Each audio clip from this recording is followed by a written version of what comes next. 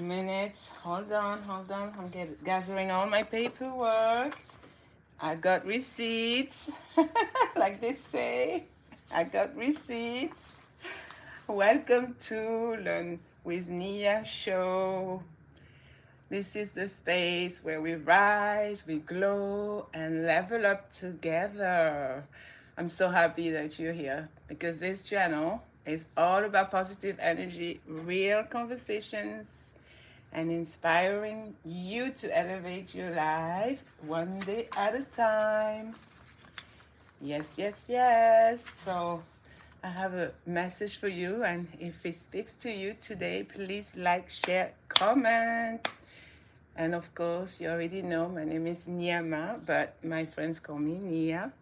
So you can call me Nia. I'm your friend, I'm your sister, I'm your host here at Learn with Nia show. We are going to have so much fun. I would love to hear your thoughts. Okay, I got all my notes right here. I have so much paperwork. I got receipts, statements, proof, evidences. The police, the police. The police got my fingerprints. Ooh, what did I do? What did I do? Well, first of all, welcome. Thank you for being here on the live stream. Second of all, my criminal record is clean. Clean, clean, clean. Yes, the police got my fingerprints. But that was long time ago. Long time ago. 2002. Long time ago. Fingerprinted by the police here in New York City. At the time, I used to live at a shelter, and I was with Catholic sisters. Can you believe it? I lived with Catholic sisters. Yes, they tried to convert me to become a Christian. They were amazing ladies. Amazing. I used to be homeless, and I lived, the first shelter was with the Catholic sisters in Brooklyn. That's why the address here on the fingerprint police department document says Brooklyn, New York, 11216, 262 Macon Street. Yes, that's where I used to live while I was pregnant with my second daughter. Can you imagine how time has fly? She's now a teacher here in New York City. She's 23, going on 24. I couldn't be more proud of her, my baby, my twin. For those who know, you've seen her picture. She looked a little like me. She looked like my younger self. When she looked at him, she, Mommy, you're so beautiful. Make me blush and smile. And then I said, no, why are you so beautiful? And then she said, I'm your twin. I look just like you. That's always what she says. I look just like you, Mommy. I love my kids. But yeah, we have a lot to talk about. A lot. Okay, hold on 1 second. Did you see that video that I posted? Welcome to New York City, NYPD the best. They in the snow path. I think it's Manhattan, somewhere in the city. There's a lady, she's like, yeah! And then there's a PD car that passed here. That was weak. They're throwing snow. They're throwing snowballs at the NYPD, but you know, just playfully. And the NYPD driver, the officer was so amazing. He started saying, that was weak. With $0. That was so cool. You see? New Yorkers are cool. They're good people. Overall. All right, let me get to my YouTube studio. And big shout out, by the way, to all of you who have subscribed, who coming just to stay for a few seconds, a few minutes. The algorithm is seeing that, it's watching. Thank you so much. I just saw my analytics and I got more watch hours. Yeah! I'm super excited about that. All right, YouTube Studio. I'm a long way from 3,000 watch hours, but I'm getting there. I'm like the turtle in the race, little by little, one day at a time.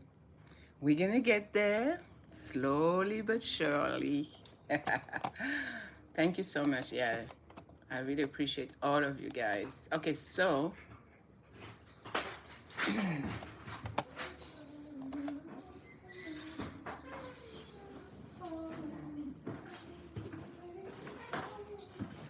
one of my kids is coming back. My adult daughter. So I'm gonna pause it for a second. I can turn the screen so nobody sees you. Yeah, my 24-year-old, she's just here. I'm still gonna be here. She doesn't want to be seen on the live, so I'm gonna put the black screen for a moment. I'm still here, guys. Go ahead. Ça va?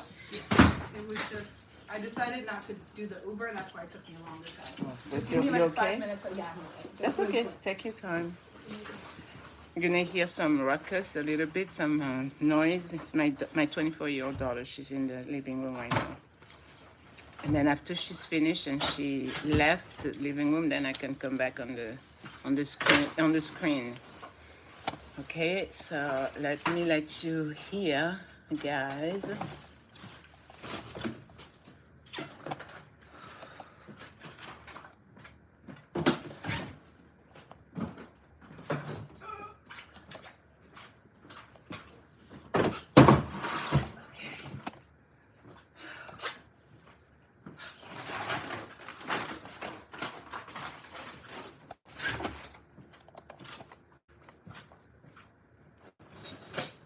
And how's your day going? Boots. You 10? I'm 10. Boots. 10. 10. Thank Size you so 10. much. Yeah, I'm size 10. 10 and a half. I'm good. Thank you. Talking to me, talking to a lot of people. I'm talking to you? It's okay, I'm just very tired. Mm-hmm. Okay. Oh, my poor Stitch. Shout out to my YouTube fam. Thank you for being here with me.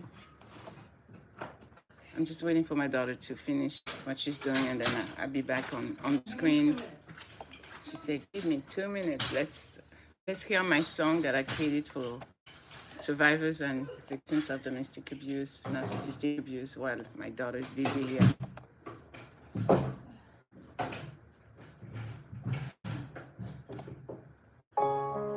Yeah. This one of the ones who survived the storm and learned how to shine in the rain. You thought you broke me? Nah. You introduced me to my power. I glowed up, I found my way back. From the games, from the mental attacks. I'm broken, I'm chosen, I'm stronger than that. I'm survived, I control, now I'm running my past. I rose up, I healed up, got peace in my soul. You don't own my mind, you don't play that role. I'm free, I'm me, I'm finally whole, yeah. I rose up and I'm taking control. Tried to dim my light, tried to mess with my head. Gaslight conversations had me questioning myself instead. You smiled in my face, but your love was a test. Every compliment came with a knife In my chest, had me walking on eggshells, shell, afraid to speak. made me feel strong one day, Then powerless each week. but I woke up one morning. Mirror taught me the truth. Say, girl, you ain't crazy, just being used. Silence was loud, but my spirits were louder. Turn pain into wisdom, turn Into power. You fed out control. I fed my thought it was. Now I'm standing tall, knowing exactly my worth. I stopped explaining myself to the ones who refused to hear. Stop shrinking my dreams. To keep you here. What you tried to bury, yeah, it bloomed instead. I got clarity now. and I'm 10 steps ahead. I rose up, I glowed up. I found my way back from the lies, from the games, from the mental attacks. I ain't broken, I'm chosen, I'm stronger than that. I survived your control, now I'm running my path. I rose up, I healed up, got peace in my soul. You don't own my mind, you don't own my role. I'm free, I'm me, I'm finally whole, yeah. I rose up and I'm taking Now I control. set boundaries like they fences with gold. If it costs cost me my peace, yeah, I'm letting it go. I don't chase validation, don't beg for respect. If you count right, I'm gone, no regret. I learned love ain't fear. Love and pain. Love don't confuse you, don't mess with your brain. Real love don't threaten. Don't punish your voice. It gives you freedom, not fear, not force of choice. I was loyal to a fault. Now I'm loyal to me. Self-love, my language, yeah, I finally speak. From survival More to living out loud. I'm alive. I'm thriving now. every woman who doubted her sanity. You aren't weak. You will thrive by reality. They try to rewrite your control design, but your intuition knew the truth the whole time. I rose up, I grew up. I'm back in my skin. Every scar tells a story. Yeah, I still win. I'm scared of my past. It made me this strong. Turn my pain to a purpose. Now I'm singing this song. I rose up, I healed up, got joy in my breath. I chose peace and chose life over stress. I'm free, I'm me, past every I stress. rose up, I'm on Success. Yeah. Still in the storm. I made that song for all of you survivors. Your strength is real.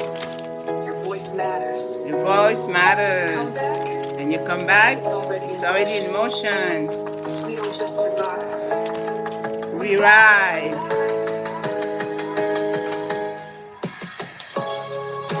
You're good. Yeah. Yeah, I created that song for all of you guys, victims of domestic abuse. I'm gonna say it, try to sing it without the instrumental. Let's see if I remember. I haven't sung it in a long while. I rose up, I glow up, I found my way back. From the lies, from the games, from the mental attacks. I ain't broken, I'm chosen, I'm stronger than that. I survived your control, now I'm running my path. I rose up, I healed up, got peace in my soul. You don't owe my mind, you don't play that role. I'm free, I'm me, I'm finally whole, yeah. I rose up, I'm taking control. You try to dim my light, try to mess with my head. You smile in my face, but your love was a test. Every compliment came with a knife in my chest, had me walking on eggshells, afraid to speak. Made me feel strong one day, then powerless each week. But I woke up one morning, a mirror told me the truth. Said, girl, you ain't crazy, you just been abused. Yeah, silence was loud, but my spirit was louder. Turned pain into wisdom, turned tears into power. You fed off control, I fed my self-worth. Now I'm standing tall, knowing exactly my worth. I stopped explaining myself to the ones who refuse to hear. Stop shrinking my dreams just to keep you near. What you tried to bury, yeah, it bloomed instead. I got clarity now and I'm 10 steps ahead. I rose up, I glow up, I found my way back. From the lies, from the games, from the mental attacks. I ain't broken, I'm chosen, I'm stronger than that. I survived your control, now I'm running my past. I rose up, I healed up, got peace in my soul. You don't own my mind, you don't play that role. I'm free, I'm me, I'm finally whole, yeah. I rose up and I'm taking control. Now I set boundaries like the fences with gold. If it costs me my peace, yeah, I'm letting it go. I don't chase validation, don't beg for respect. If you don't treat me right, I'm gone, no regrets. I learned love and fear, love and pain. Love don't confuse you, don't mess with your brain. Real love don't threaten, don't punish your voice. It gives you freedom, not fear, not a forced up choice. I was loyal to a fault, now I'm loyal to me. Self-love language, yeah, I finally speak. From survival mode to living out loud. I'm just alive, I'm thriving now. To every woman who doubted her sanity, you weren't weak, you were surviving reality. They tried to rewrite you, control your design, but your intuition knew the truth the whole time.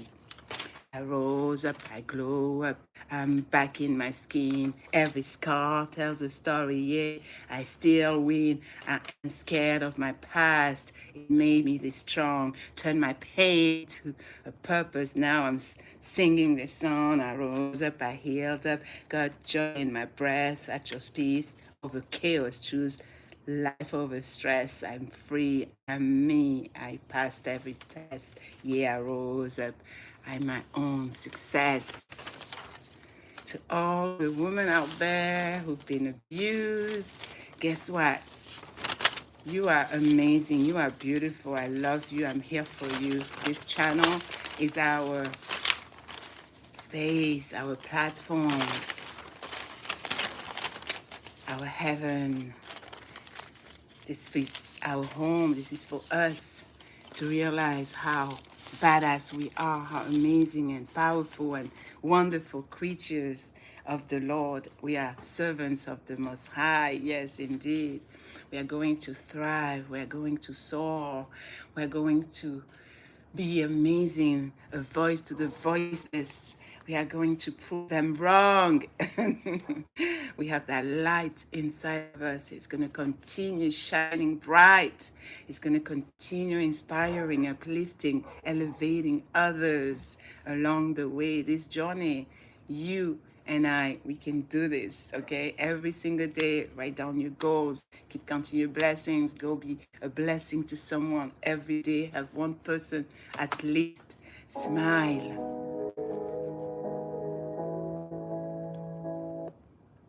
Yes, I want you to smile because today you woke up. So yes, I have zero crime. Yeah, it says no records. Yeah, but these are my fingerprints from back to 2002. I went through some hardships, but they are called adventures. I was reading the other day, you heard me on the live stream. Instead of seeing your hardships, the calamities that are going to come, the things that are going to occur over a lifespan, see them as adventures, amazing adventure. So we're on an adventure and we are going to continue showing up for ourselves to begin with. You show up for you and you smile knowing that this too shall pass. If it's hard, if it's difficult, there's a purpose behind it. It's a test. You're going to nail it with flying colors. You're going to pass the test. And every day you're going to get stronger, wiser, more loving, more caring, more patient with yourself, more forgiving with yourself, and forgiving those who trespass us. Yes, like the Lord says, forgive, it's better for you. Don't keep scores. Don't hold grudges. Don't go to bed feeling angry at someone. And remember that vengeance is for the Lord. He is the one that's going to take care of all your affairs. People that have lied about you, people that have tried to sabotage you, people that hate you for no apparent reason, people that dislike what you do, how you are helping out there, how you are posting things online. I've seen a lot of women out there and I see their online trolls too on the comment sections, miserable people typing, hiding, showing their face on the profile picture on YouTube or other social media platforms. And it's crazy how the hate keep growing while we also keep rising. So remember my slogan with the self-love movement. It's all about showing that light, shining bright and rising no matter what. Rise, reclaim, and radiate your light bright. And don't worry, whoever is angry, furious, who detest you, they don't like you to speak up, let them talk. You continue doing what you have to do. You improve your life, You show up for yourself and for those people that love you, that care about you, that want to see you win, they want to see you succeed. So they tell themselves, wow, she did it, he did it, I can do it too. There's a lot of people looking out to you, up to you. Yes, they're watching you, they're observing what you say, they're looking at what you do. Some of them are getting inspired and you have no idea. So be that light, that inspiration, okay? I'm looking if there's any comments. No, no comments. Okay, let's continue. Tonight there's a lot of things we're going to talk about. Let me make sure, first of all, since I don't see any comment, that I can hear myself, because this is something you don't want to happen on your YouTube channel. Been talking and talking and actually nobody can hear you. If they don't see you, that's one thing, and it's not too much of a big deal. But if they cannot hear you, that is a problem. So I'm just checking to make sure you guys can hear me. So yeah, we're gonna talk about okay, my ex, one of my exes, he went to the police and he claimed that, sorry, he claimed that I was on drugs, that I was using substance abuse products, and it was not true. But it made me feel so angry and so ashamed because I had to pee, urinate in front of a person, and it is absolutely threatening to see the level of how some narcissistic people will go. They will go so far to set you up, to embellish the truth, and to exaggerate, make you be the bad guy, where people don't trust you, people start looking at you a certain way, or where you pass the gossiping and talking and spreading lies and twisting your words. So sometimes when you try to tell your story, no one wants to listen, no one wants to hear it, and a lot of people don't believe you. So yes, that was one of my exes, and I share a child with him. But the child is grown, he's an adult, and I haven't seen that man, the father, in years. And yes, it's crazy how a person can change. And when you are with a narcissistic person that has mental issues, first of all, they hook you. So they will come charming and say all the good things that you want to hear. And then once they got you, now the mask comes up, the mask falls off, and you finally truly see the real persona, the real person, the real them. So love bombing, that's the first phase. Once they have you, now it's all about devaluing you, meaning now all of a sudden they are complaining about you, the way you do things, how you talk, how you dress. Some of them, they will even tell you like you don't look that good, or you're so fat now. Some of them will call you names. Some of them will start being physically abusive as well, push you, be forcibly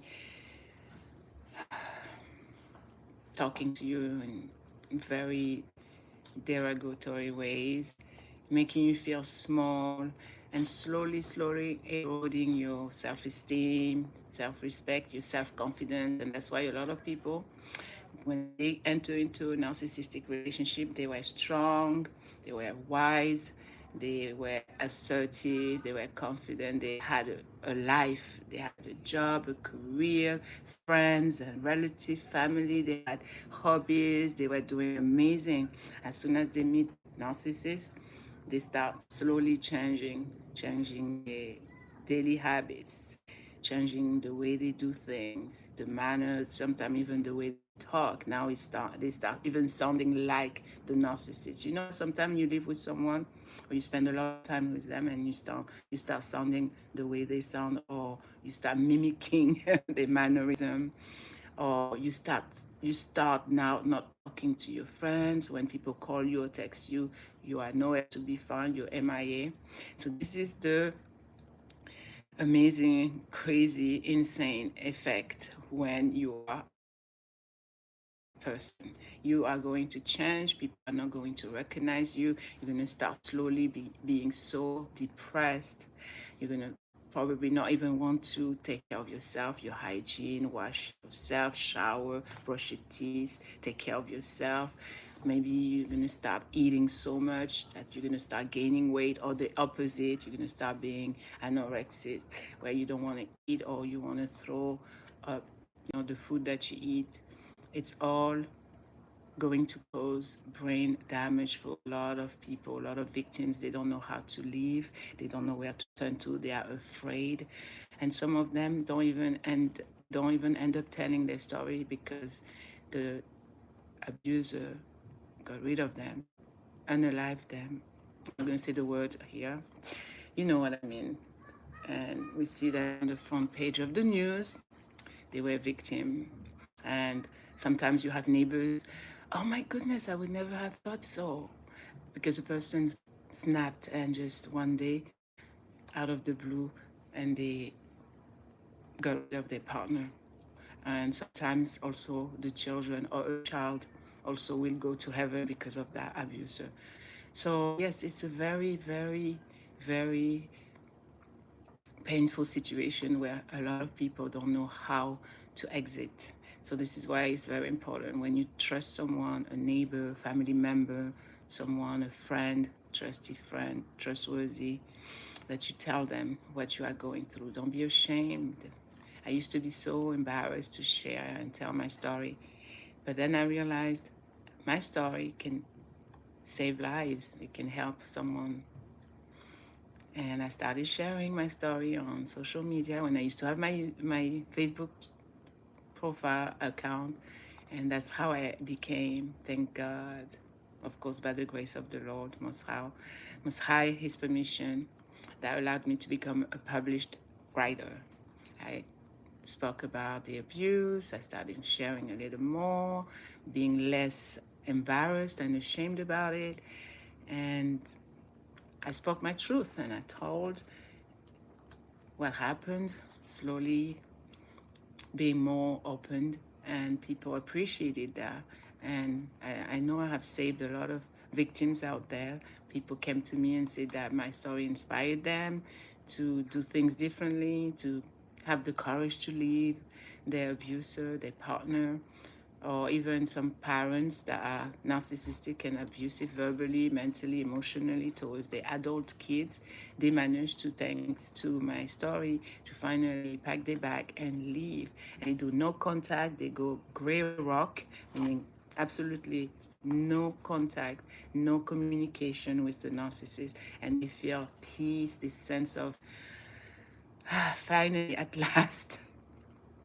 Now I can breathe. Now I can go to sleep feeling good about myself, zen, having this tranquility and this serenity. So, yes, that's the pandemic and the epidemic here in this country, and it has spread even to other countries. I know in Africa there's abuse, mental, emotional, some parents, some baby boomers, people that were born in the 50s, in the 60s, the way they raised their kids that are now Gen X, myself. I'm 52 now, and we have what is called child trauma because of that. Of course, some of us, our parents, they did the best they could because the way also they were raised themselves.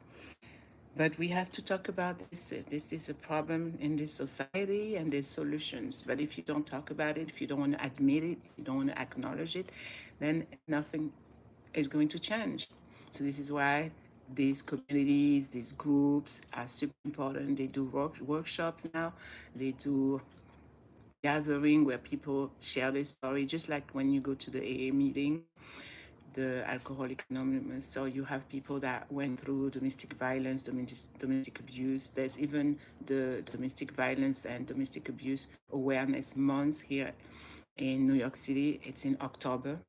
Every single October, you have countless victims of narcissistic domestic abuse, domestic violence. They get together and they share their stories, their experiences, the journey, how it took them from finally saying, yes, and I am someone who's being abused to accepting that the partner is going to change, that is just going to get worse, and that now you have to set clear boundaries. You have to say no. You have to say, I am not going to tolerate, I am not going to accept, I am done with you.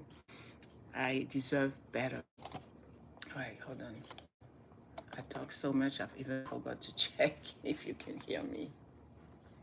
Let me drink some water. I talk so much. Yes. I've even forgot to check. I can hear myself. Perfect. Okie dokie. All right, I can hear myself. Good. Let's see if there's any comment. I can hear myself. I never liked my voice, although. Okay. All right, let's see. Let's see. Let's see now.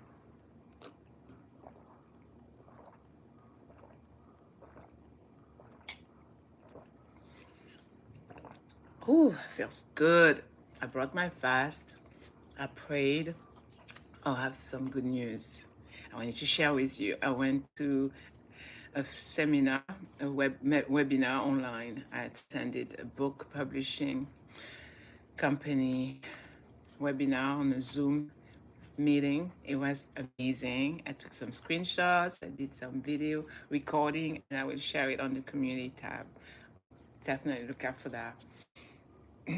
So yes, my second book that is going to be published, and it's going to be entirely only my story in it. It's not going to be, the blue book that I showed you where there's 28 of us women that spoke about our journey and shared our stories. It's going to be me on the book cover.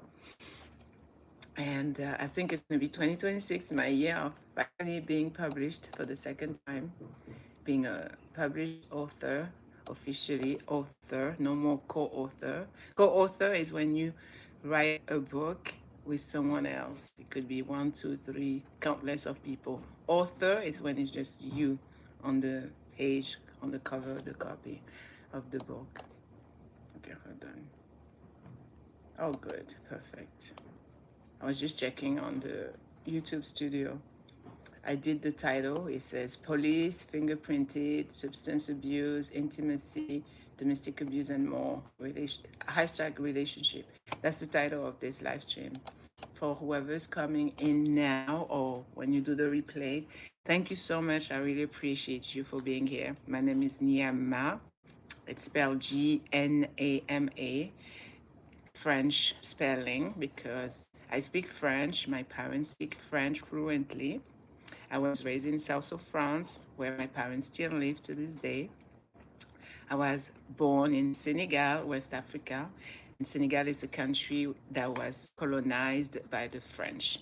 And the French language is the official language. So that's why you probably can sense and hear some accents a little bit, even though I've been here for 25 years. I may sound a little bit weird and different. Yes, I speak French, hablo español también. I also speak Spanish. When I was 10 years old, I decided to learn English. And when I was 14 years old, I decided to learn Spanish of my own accord. Yes, nobody told me, nobody forced me. I just told my parents I want to learn English, I want to learn Spanish. And then from there, I started thinking, wow, language is pretty cool. It's fun. And this is a way to communicate with other people from different cultures, different countries, and that will allow me to even travel around the world. So my teenage dream job was to become a flight attendant, but unfortunately it never happened because my father didn't want me to do tourism. He said, no, you're going to go to college. You're going to be the first of my children to go to college, to university. So yes, I obliged and I went. Not something I wanted to do, but I did it by force. And I spent 4 years in college in France. I learned American history, American literature, American civilization, British civilization. I learned also Italian. So that's something I was grateful for. I passed the exam at the end of the year in college at the University of Aix-en-Provence, where I grew up. I also learned Portuguese, 1 year of Portuguese, but now ask me to speak Portuguese. I can say bom dia, obrigado, which means good morning, hi, and thank you in Portuguese. I also learned Arabic, and that is something that I regret to this day, that I never was focused and serious about learning Arabic back then when I was 20. If I had been serious, maybe today I would be speaking fluently Arabic. But sure, like they say, a little bit, and I am relearning it on my own. I have a book, I think it's called the Dummy Book of Arabic. So I'm relearning, and every day, because as a Muslim we have to recite in Arabic, I am learning to understand the Quran better that way. And I also learned, what did I learn when I was in university? So I learned Portuguese, I learned Italian, I learned Arabic, and also when I was in high school in France, I learned Russian, and that's one of my favorite languages, Russian. So I can say in Russian, Здравствуйте, до свидания. So Здравствуйте, hi, до свидания, goodbye. Spasiba, that means thank you. And I can say I don't speak Russian in Russian. Я не говорю по-русски. That's it. That's all. But if I take back my books, I have them here somewhere in the apartment, I can read. But I would take more time, like if I'm reading English or if I'm reading French, for example. So yes, that's my story when it comes to who I am. I'm a single mom, I'm 52, and I am an entrepreneur, I'm a consultant. I haven't worked for any company, meaning being employed here as receiving a W-2 in a long time. And finally this year I'm going to redo it. I had said in the past, yes, we human beings, we change our minds like we change socks and underwear. I had said that I didn't want to work for anyone. I didn't want to be an employee anymore. But because of financial situation, my situation has changed lately. So now I'm going back to being an employee. But I'm still also an entrepreneur. I'm still investing in myself and in my child who's a teenager, my youngest. My other children, they're all adults. My other three kids, they have their own lives. They're doing their thing. They're working. My 24-year-old, earlier you heard her. She was coming here. That's why the screen was black. She is still in college, in university. She took a 1 year sabbatical year where she traveled to France. She went to visit my family, my parents, my siblings. So she's a little behind compared to her younger sister who already finished. She graduated college. She did her 4 years. So my second daughter finished college and now she's a teacher. She teaches second graders. I am so proud of her. As a single mother, you know, when your children, they reach a certain milestone and they have accomplished a lot, you look at how, wow, I was a good parent. Even though I neglected them, you know, over the years when I was going through my depression, I still made sure that there's food on the table. I still made sure they had clean clothes.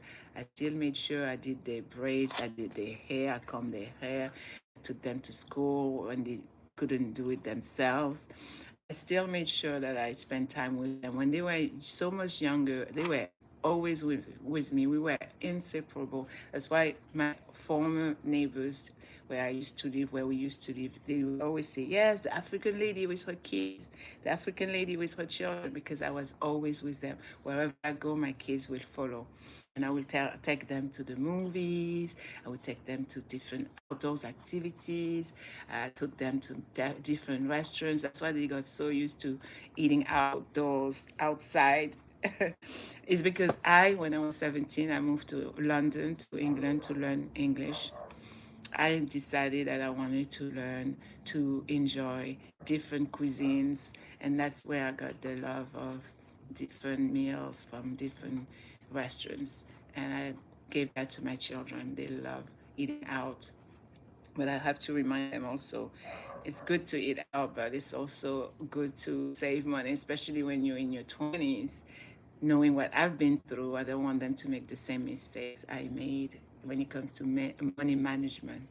But yes, this is my story. I'm a single mom, yes, 4 children, 2 girls, 2 boys. And I remember when I was pregnant with my first daughter, I sensed that it was a girl. And I was begging God, please, please, I want a girl. And she came as a girl.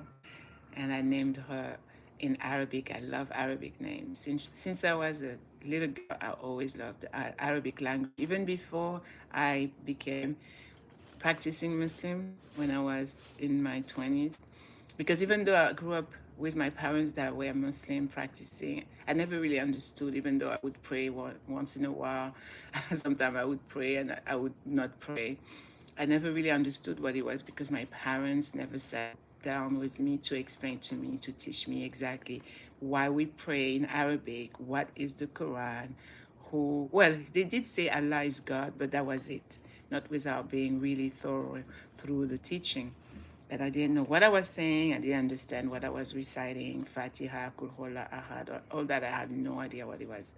So when you are a parent and you raise your children a certain way when it comes to a faith, a religious belief, you give that to them, but it's like almost as if they have no choice because you are raising them a certain way. And then it's up to them to, once they reach puberty, maturity, now they decide for themselves, okay, that's what my parents believe, but what about me? What do I believe? So when I was, how old was I? I think I was 23, about 23. I had this epiphany. There's more to life than just going out, clubbing, going to parties, having fun, going to concerts, because that was my life. Going to different concerts, enjoying my life, having idols as singers, rappers, hip hop artists, living a good life and not worrying about anything about death, about the life after death. But when I became about 22, I think, 23, I just had this inspiration, I would say, from God that I had to change my life, I had to do something different, and that, yes, indeed, there's a hereafter life. After I die, I will be resurrected. And that's how I ended up while I was in London as an au pair. And then I became a hotel receptionist for a 4-star hotel.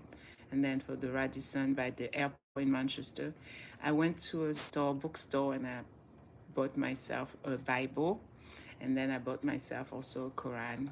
And I would go to my apartment and just sit down and read the Bible, read the Quran, and compare the verses.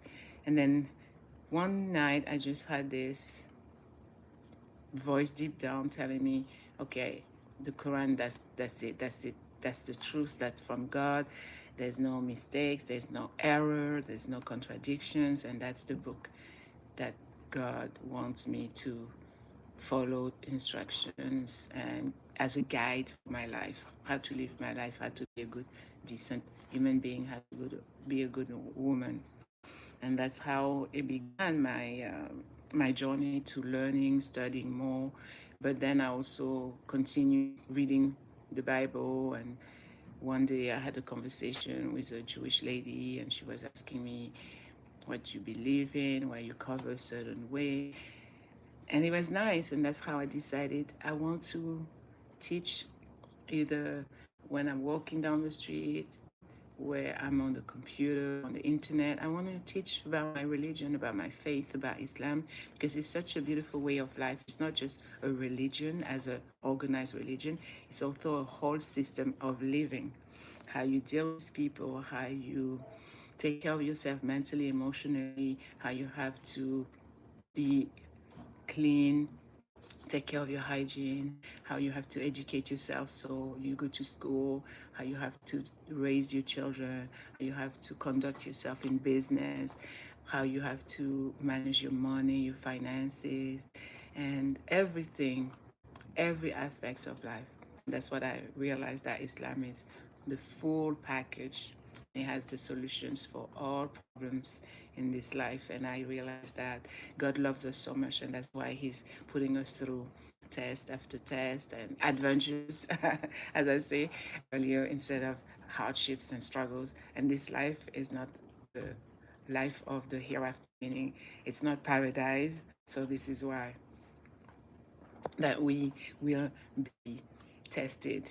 God is going to separate one group from the other. There's going to be a group that's going to paradise, and there's going to be a group that's destined for hellfire. There's a group that also going first to hell to be purified, to be cleansed, and then end up in paradise. It's like, you know how criminals, people that commit crime, wicked people, they don't deserve to walk around in the street. All right, otherwise they are going to just spread more evil, oppression, and injustice. So they belong somewhere, and that somewhere is called a jail, a prison. Okay, so that's the same. That's how you have to see it. Jahannam in Arabic, right? Jahannam. The word Jahannam means hellfire. It has other names in Arabic, but the general name, it's Jahannam. Hellfire is the prison, the ultimate prison in the hereafter life. It's another dimension, it's a different realm, it's a different world. And then you have paradise, which is total bliss. No hunger, like you think about ice cream, and ice cream just pops up in your face and you start eating it. That's what paradise life. You think about chocolate, you think about coconut water, and it just pops out just like that. Like they say, magically appears in front of you. Anything that you can think of is just there, just out of nowhere. That's paradise. You don't work ever again. You don't pray ever again. You just sit down, you relax. It's like you're on a resort, on vacation, eternally, forever and ever and ever.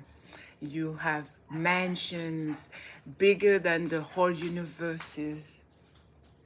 My daughter, I thought she's coming in. Your house, your home, your palace, the walls made of gold, emerald, gems, silver, the wallpaper, the ceiling of gold.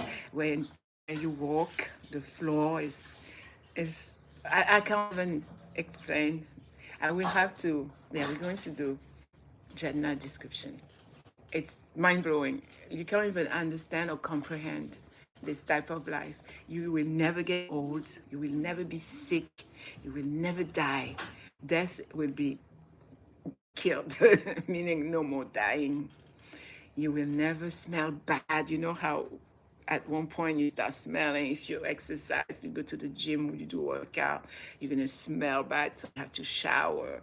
Well, we won't smell bad ever again. We won't fart as like the disgusting smell, you know. When we have sweat, it's muscular, it's like scent, perfume. You can't understand this life that is coming after we are resurrected. It's a life that nobody has ever imagined. That's exactly how it is.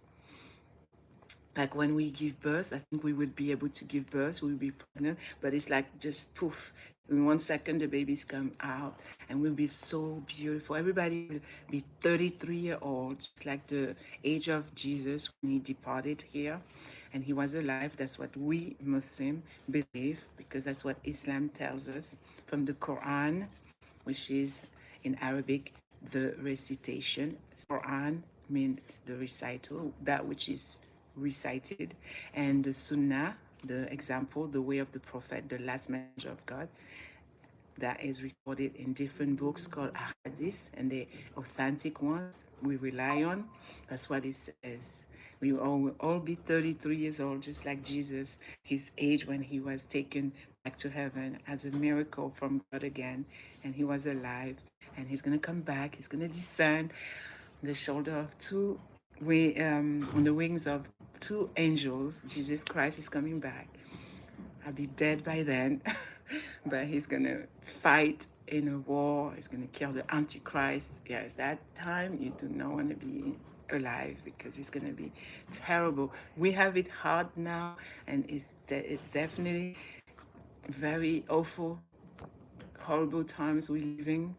Some part of the world is oppression, injustice, murdering, massacre, right and left, massacres. But when the Antichrist comes, it's gonna be like 10 times worse. So can you imagine? I don't even want to imagine it. But yes, that's what Islam says. All right, on a positive note, the people that believe in Jesus Christ, and Muslims do believe in Jesus Christ, the good people, the people that were believers, they were good, they enjoyed good, they were sincere, they were truthful, and they worship God the way that God asked them to worship. Those people are going to have a beautiful life here and also a beautiful life in the hereafter for eternity. So that's a good positive note. I want to leave you. I'm not going to share more, but that's enough.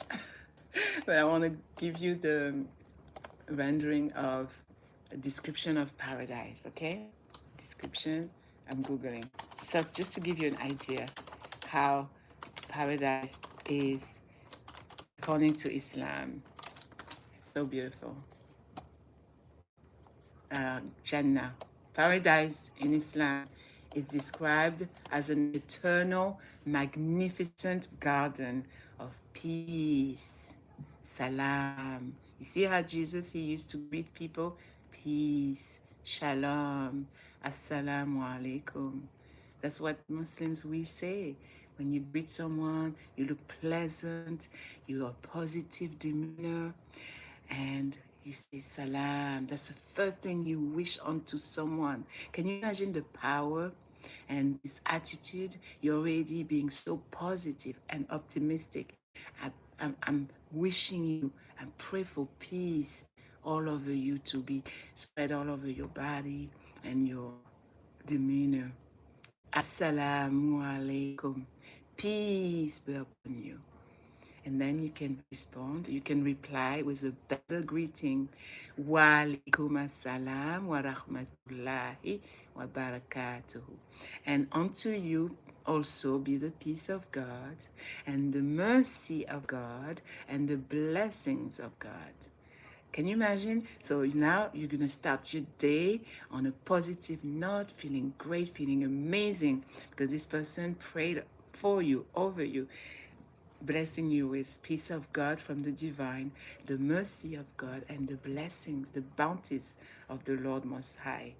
This is why I say Islam, you need to learn about the teaching of Islam. Once you find out and you realize all the lies, the propaganda that the mainstream media, some people are ignorant, some people are hating Islam and Muslim. Once you truly realize and know the truth, you are going to embrace it. There's no way you cannot embrace it, because you realize that that was the way of all the good people from God that he had sent over centuries and centuries.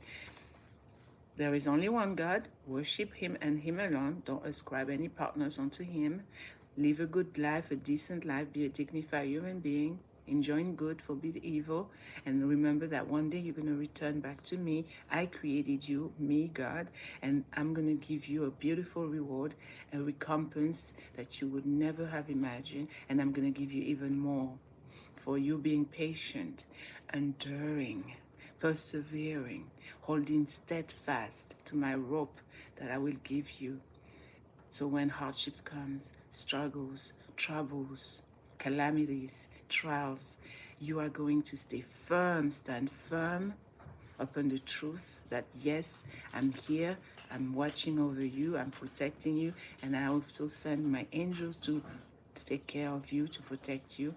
And yes, I do exist. And yes, I am your Lord. And yes, you have made a covenant with me. And you have agreed that I am your Lord. And you have agreed to worship me the way I want you to worship me, which means to acknowledge that I am your Lord, your creator, your maker, that I created you from dust and clay, Adam and Eve, the first human beings. They are your father and mother. And yes, one day you are going to come back to me.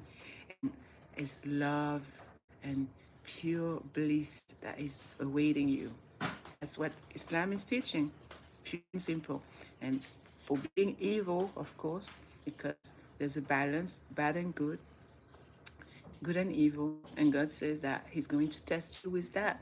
He's going to test you with loss of life, people that you treasure, that you cherish, that you love. They're going to pass away, so that's another test. Maybe it's your parent, maybe it's your best friend, maybe it's your grandmother, maybe it's your sibling, maybe it's your aunt, maybe it's your grandfather, somebody that you loved so dearly. They passed away of a disease, they passed away while they were healthy. There's people that die and they nothing wrong with them. That's the will of God. There's children and babies that pass away and there's nothing wrong with them. That's also the permission and will of God and his mercy. So he does whatever he wills. He's the all just, the most just. And there's no thing in this life that is what is called permanent. Everything is temporary. Once you have this way of thinking, this perspective on life, on this worldly life, then you feel like, you know what, whatever comes comes my way. I accept, I agree, I'm content, I'm satisfied, I accept. That's it. And then you have this amazing, amazing attitude of gratitude that you see, God, you love me so much and you're testing me here now, but you are going to give me the greatest reward of all. I'm going to be with you, oh my Lord, yes. And then when we go back to him, every Friday we get to see him. Yes, we get to see God. Every Jumu'ah. Jumu'ah is Arabic for Friday, according to Islam in Arabic. And the trumpet's going to be blown on a Friday. And that's why Friday is one of my favorite days of the week. And this is the day that Muslims gather together. They pray inside what is called a mosque, a masjid in Arabic. And it's the way to hear from people and to touch base and get to meet new Muslims and also just to strengthen this community and to continue uniting, doing good, forbidding evil, and just being the best that you can be the best version of yourself. All right, so the description of paradise, Jannah, in Islam is described as an eternal, magnificent garden of peace and unimaginable beauty. All of us, we're going to be so beautiful. We were going to have the beauty of Prophet Joseph. Yes, Muslim, we do believe in Prophet Joseph. You know, the one that the little boy that got thrown into the well. His 10 brothers, they were jealous of him and they tried to murder him. But the 11th brother, Benjamin, he said no, Benjamin. He said, just let's drop him in the well. And then the people took him to Egypt and he got sexually harassed. A man that got harassed by a woman because she desired him. She wanted to have fornication with him, illegal relations, and she was a married woman. So yes, there's some women married, they will go after men too. So I have to be careful. But yes, all of us will be so beautiful. We'll have the beauty of Prophet Joseph, and we will have the voice, beautiful thought. We'll be having the voice just like the beautiful voice of one of the prophets of God. I do believe is it Solomon or David? We're going to have the strength of Prophet Moses. Remember how Moses, we call him Musa in Islam. He was so strong that he just slapped, he just slapped this guy and the person just fell down dead. That's how strong he was. God gave Prophet Moses strength. All right, let's talk about paradise, Jannah. Paradise in Islam is described as an eternal, magnificent garden of peace and unimaginable beauty promised as a reward for the righteous.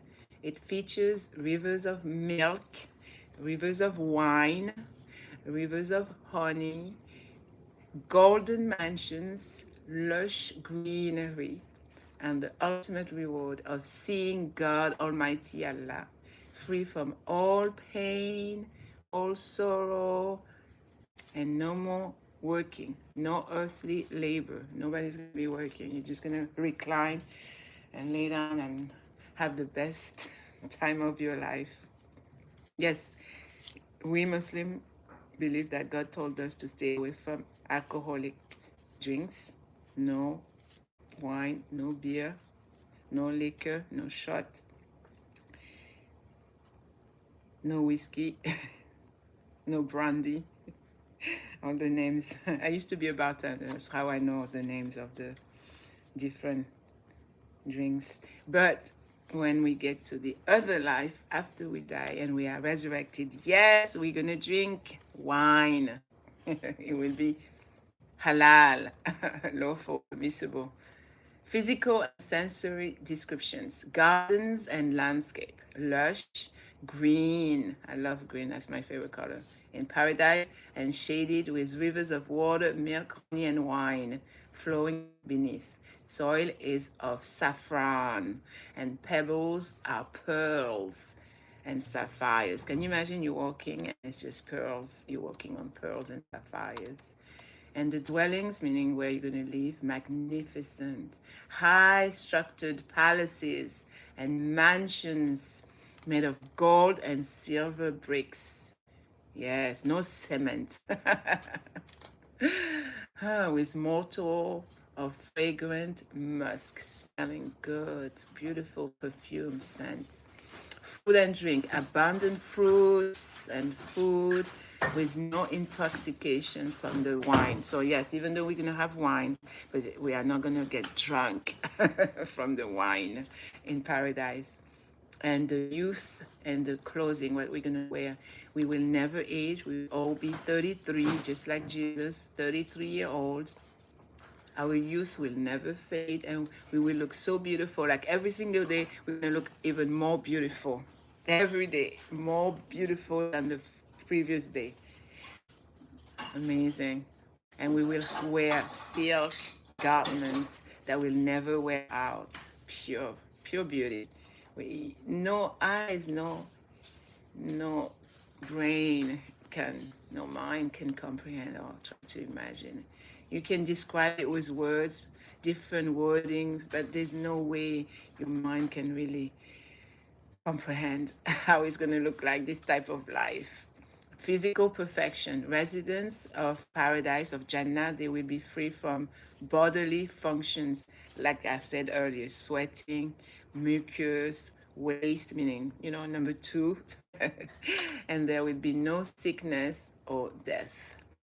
Now, when it comes to spiritual and emotional rewards, you know how here you have bickery, online trolls, jealous, envious people, mean, rude, disrespectful people, negative. There, nobody's going to be feeling some type of way, hate, envy, jealousy, anger, none of that. Eternal peace, a place devoid of hatred, envy, or sadness. The only greetings heard are peace, peace. Fulfillment of desires. Anything you want, like I said earlier, you want ice cream, you want chocolate, you want a burger, anything. You want bacon. Any desire that comes to mind will be immediately fulfilled. Ultimate reward, the highest pleasure will be the ability to see the face of God, a joy exceeding all others. Can you imagine? You finally get to see the being, the entity, the one that created you. Wow. That day we're going to be able to, every Friday, we're going to be able to see God. Social life, reunited with your loved ones. All the people that you loved that passed away, you're going to be able to see them. That's why you're going to be so happy. You're going to reunite. So if you're a parent that lost a child, when you go there, your child's going to be there with you, and you're going to be the same age as your child, surrounded by companionship and free from the need for manual work or labor. No working. It's vacation time every single day for eternity. Eternity. Levels of paradise. Paradise is not a single level, but has various levels, with the distance between them as vast, meaning as big. Oh, sister is here. Hey, Rachel. How are you? Let's see. Let me go to the YouTube. One of my badass amazing mods is here. How are you? How are you, beautiful? How's your day? Thank you for being here. Thank you for showing up. Let me type on the computer. Thank you. Hey, how are you, sis? Thanks for being here. How was your day? Let me pin you. Can I pin your message? Yes. Let me pin your message. Okay. Yes, I'm here talking about paradise. I really want to be there. I was telling my 19-year-old son yesterday, I said, I'm ready to go. I'm ready to go. He said, no, mommy, come on, you're too young. You're only 52. You're going to have a long, long time. I said to my son, I don't know, maybe tomorrow I'm gone. And he looks so sad. My 19-year-old. Yes, I have lived so many years. I'm ready. I just need to pile up as many good deeds to go, and that's it. But yes, 52 years, that's a long time on planet Earth. 52 years.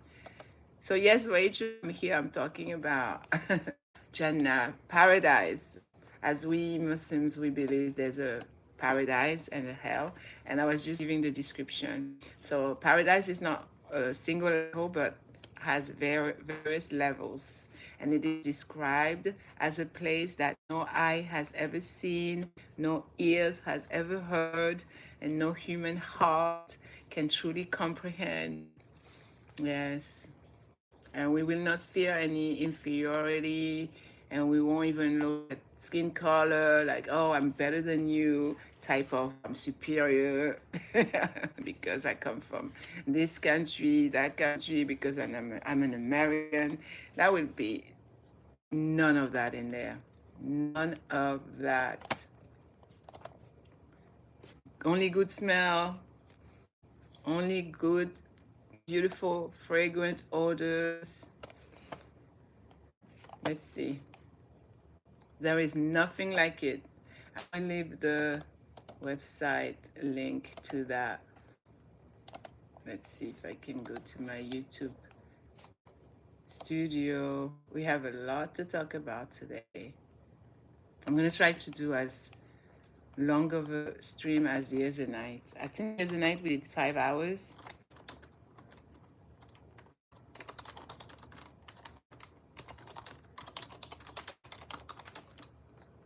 Big shout out to everyone who's joined.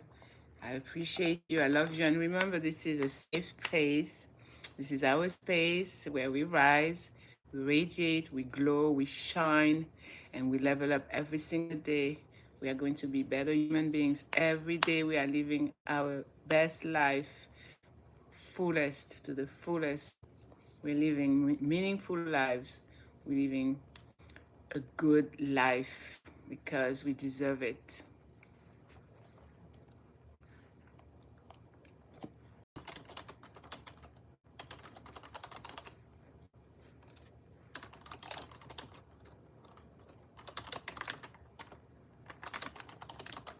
I used to live with Catholic sister. That's what I was saying earlier when I started the live stream.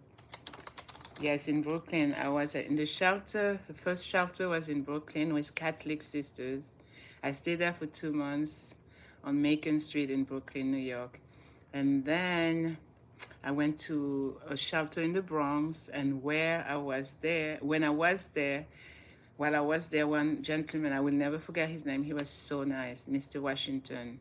I was 5.5 months pregnant with my second daughter. She's now 23. He helped me. He was so nice. I was so depressed. And he finally helped me to get another shelter for a longer stay. And that's where I spent the rest of my pregnancy until I gave birth. And that was in Queens, New York. And a few years back, I think 2 years ago, I went back and the shelter is gone. They destroyed it. Now they put luxury buildings.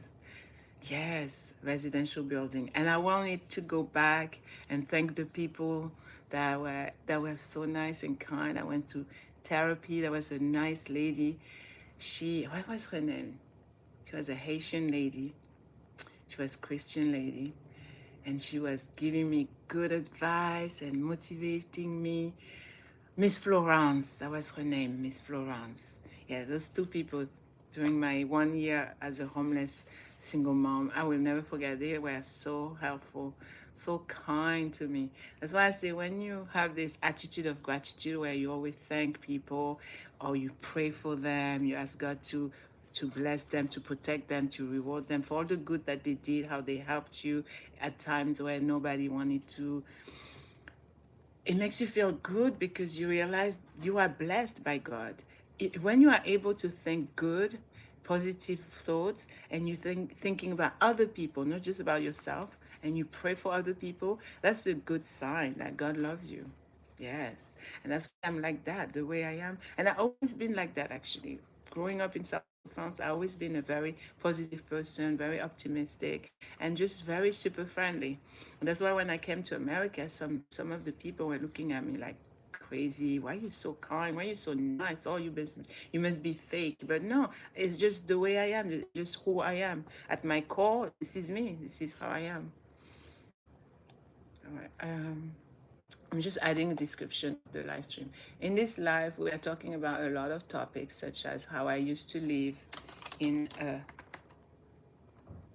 shelter with Catholic sisters, and they were so nice to me. How I came from a narcissistic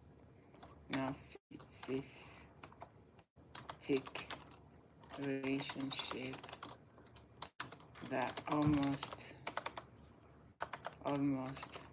destroyed my self-confidence. How my ex claimed I was using substance illegal. Yeah, I'm gonna say illegal substance.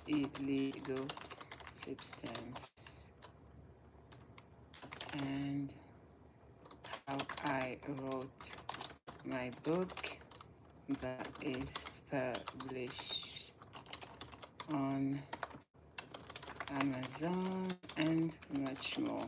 And then later I'm just going to to update, but for now that would be it. Yeah, do the description now.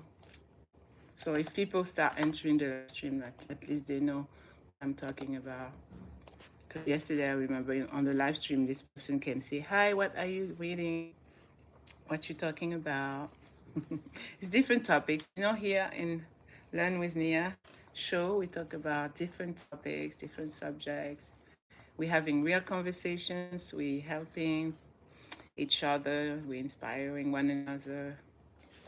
It's all good, like they say. It's all good. All right, let me add this. I'm gonna go use the bathroom. I just realized I've been holding it, and now it's time to release.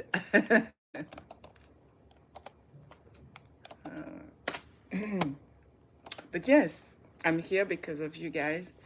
I want to make sure that you know that I appreciate you and I see you. I love the comments. Keep them coming. Keep them coming. And it helps the algorithm as well. The description of paradise. Yes. It is my duty. God told me I need to talk about Islam. I need to talk about his religion. I need to talk about the amazing things waiting for us when we die, that this life is a test and it is temporary. It's something amazing, absolutely mind-blowing that's waiting for us. And also God told me to remind you, you're amazing. I love you. God loves you. And this is the channel where we grow together, we rise, we radiate, and we teach each other. Yes. And we are kind towards one another. We are patient, forgiving, and we all think that we are a blessing to someone else. And this channel is definitely a big blessing for me. And I've been on YouTube since 2009. 2009. Can you imagine? I started singing on YouTube, dancing, because I wanted to become a famous singer. In 2009, I wrote a few songs. I even made one CD in 2009. And then I started thinking maybe you do delusional, Nyama. Crazy.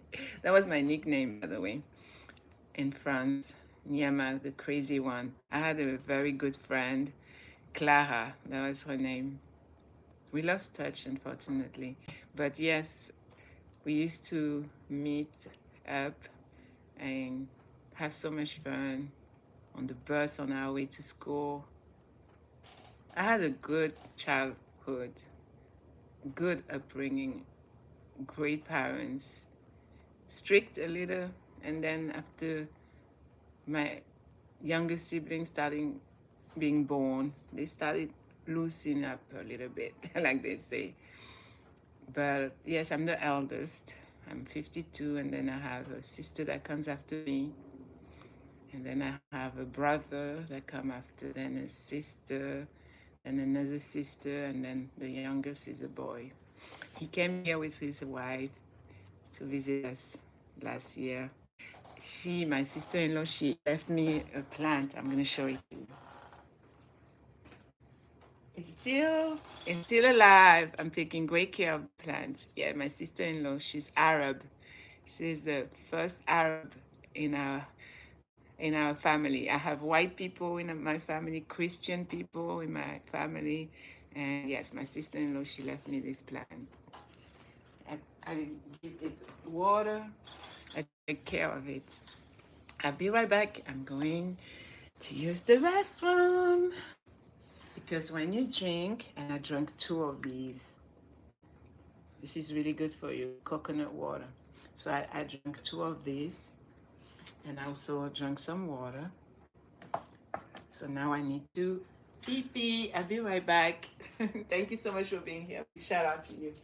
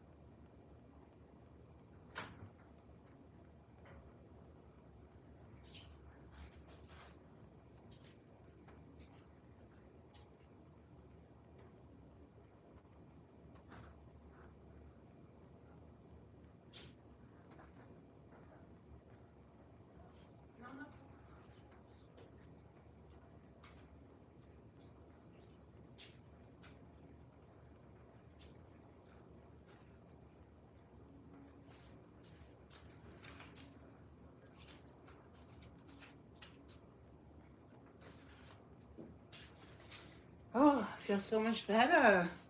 I'm gonna grab something to eat. I'll be right back. Thank you so much for everyone who has stopped by. I really appreciate you. I love you. I'll be right back, okay?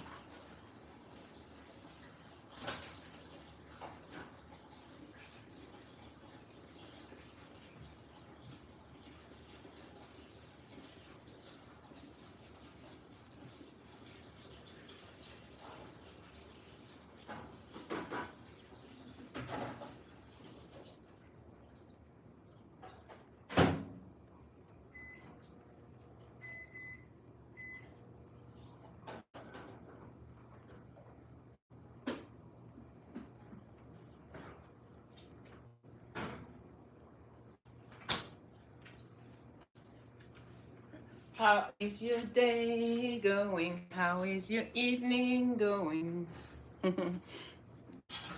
I just went to put my food in the microwave. Oh, I missed a call. Who called me? Oh, the publishing company. I'll call them back tomorrow. Going to start doing a different theme on the community tab, where I'm going to add quizzes. I think I should do that because knowledge is good, but you know something, you have to teach others, so you're sharing it. And I think that would be awesome for a lot of people that going to my YouTube channel, like community, and reading my post. That'd be fun. So we're gonna do some quizzes. And I'm gonna start posting more pictures. I used to do that a lot. I used to post a lot of pictures. I'm gonna start doing that again. So you get to see my journey, the thing that I did in the past, the events that I went to, the business conferences, the amazing people I have met along the way, people that have helped me, that have guided me to the right places, and that have encouraged me to work on myself, my mental health. I went through depression, anxiety. As I'm always sharing, I don't feel embarrassed anymore to say it because it's a real thing. Unfortunately, many people suffer from depression. Many people have different mental illnesses. And like I said, unless you speak about it, unless you say and acknowledge and admit it, then you're not able to fix the problem. So never feel embarrassed if you have depression. Share, even if it's one person, or write it down for your own self. Do journaling. Remember how I say, write down your thoughts, your emotions, your feelings, how your day's been. It's very good. It's very therapeutic for your mind. It's a healing method. And also sit down alone in a quiet space and also do breathing exercises and just be by yourself and reflect and do some pondering.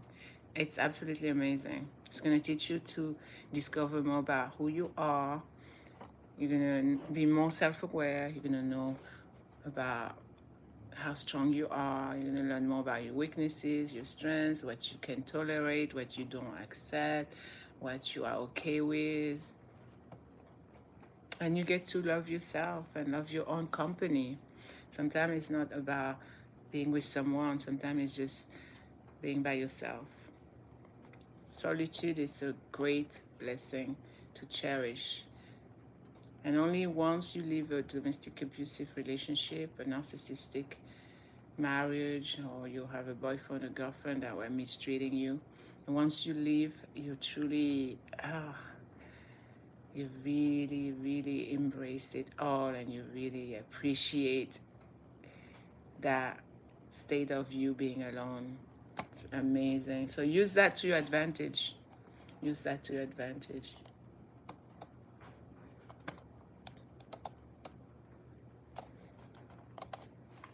So yes, thanks once again for being here. Whoever stopped by, thank you. I appreciate you. Oh, that's my microwave. Let me see.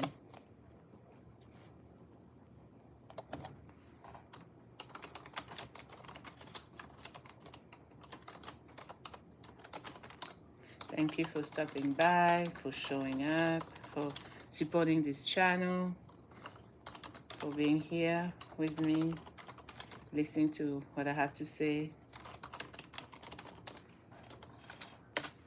All right, I'll be right back.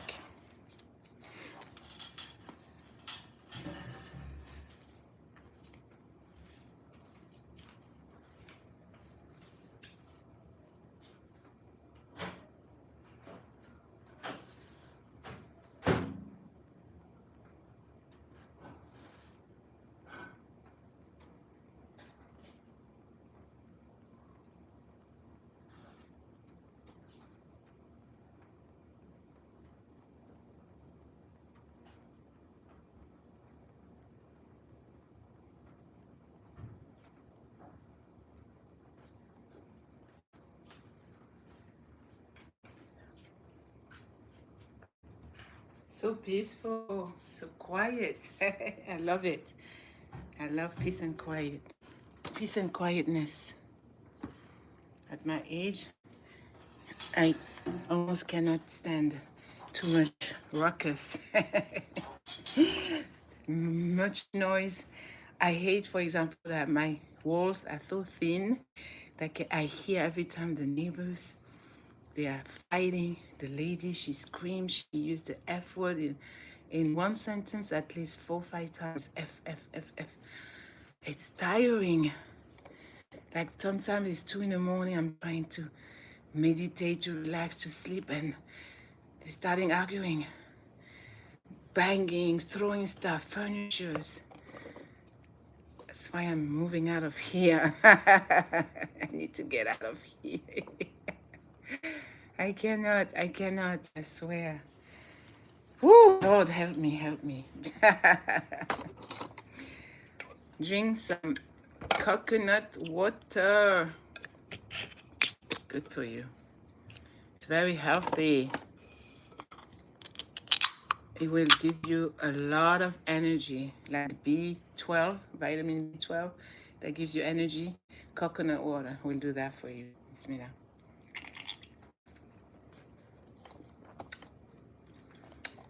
Big shout out to everyone that's stopping by. Thank you so much.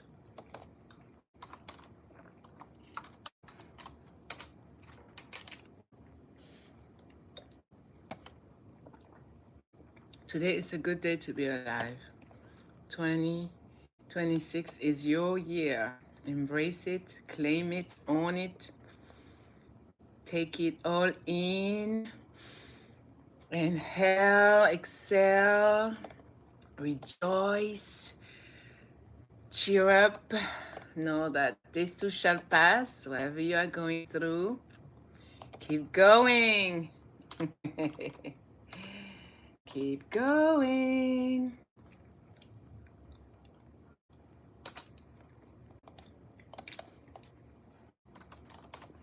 I'm going to give you a few health benefits of coconut water. I asked my teenage son, "You want some?" He said, "No, I don't like it." And I forgot that he did tell me he doesn't like coconut water. Like, my son is very particular when it comes to eating. He doesn't like coconut water and he doesn't like avocado. I love avocado. So good for you. If you are on a diet, for example, consume avocado. It's very good. It's going to help you with your fat belly. It's going to reduce. All right, let's learn about coconut water. Coconut water is a nutrient-rich, low-calorie,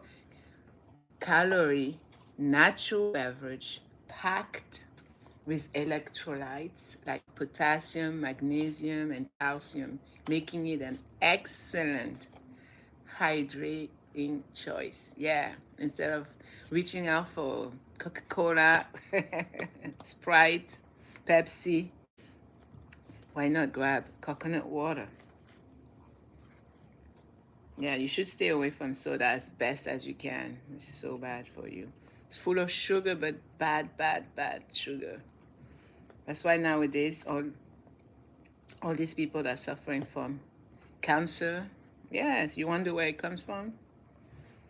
Drinking soda, consuming fast food, junk, processed food, soda consumption, and also cosmetic products. Be very careful for my beautiful ladies out there who constantly are putting makeup. I don't judge, but there's a lot of female out there on YouTube. That's their sole stream of income, right? They do YouTube and nothing else, and that's how they make a living. And they do it with cosmetic sponsorships, and they showcasing makeups and all these products they putting on, all this chemical, all this toxic stuff on your skin. It's getting inside, going in your bloodstream, inside your cell, inside your body. And next thing you know, you're 34, 45, 53, 61, and you have cancer, breast cancer, skin cancer, What else a cancer that I know a lot of women get, and men also, the prostate cancer. There's another one, cervical cancer. It's these products. Yes. Makeups, nail polish. You don't know the stuff they put in there. Lead, aluminum. Bismillah. The plastic that we use in our kitchen, the cleaning products in our kitchens, they are the cause of cancer. That's why education is so important. Knowledge. Once you know all these things, some of those cold cereals here in America, the stuff that are in there, if you really knew and you saw the way they make stuff. I used to watch this channel on YouTube that shows you how they make things. It's gonna make you want to throw up. I'm sorry, but once you see, but it's crazy because I also saw and I still eat some of the stuff that I know how they make it, and it's kind of disgusting. Okay, what I'm eating.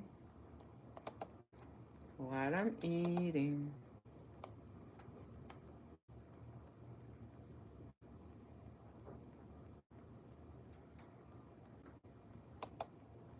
I'm in the process of moving. And I'm so happy. Finally, it's finally happening.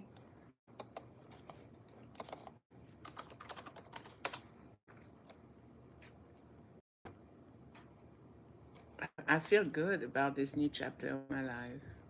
New place, new environment, new neighbors, new neighborhood, new attitude. Now I'm putting me first. Sometimes you need to be selfish. Think about you, and you. Like me, myself, and I.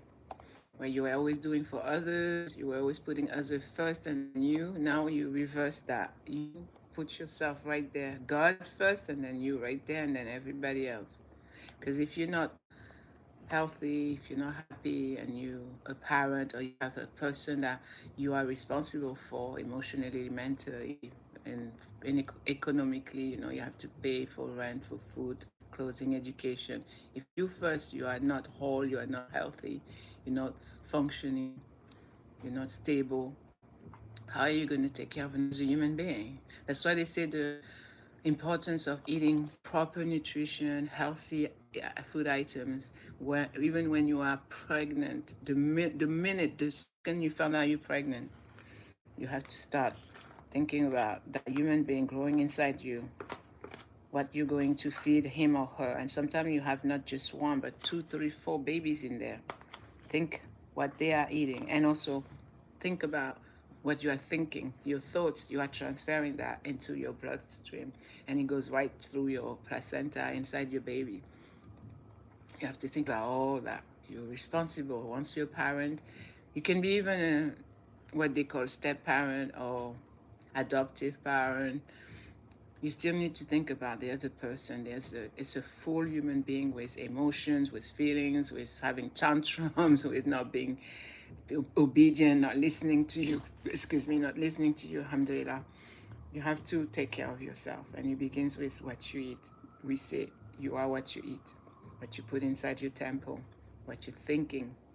Be aware of how you talk to yourself.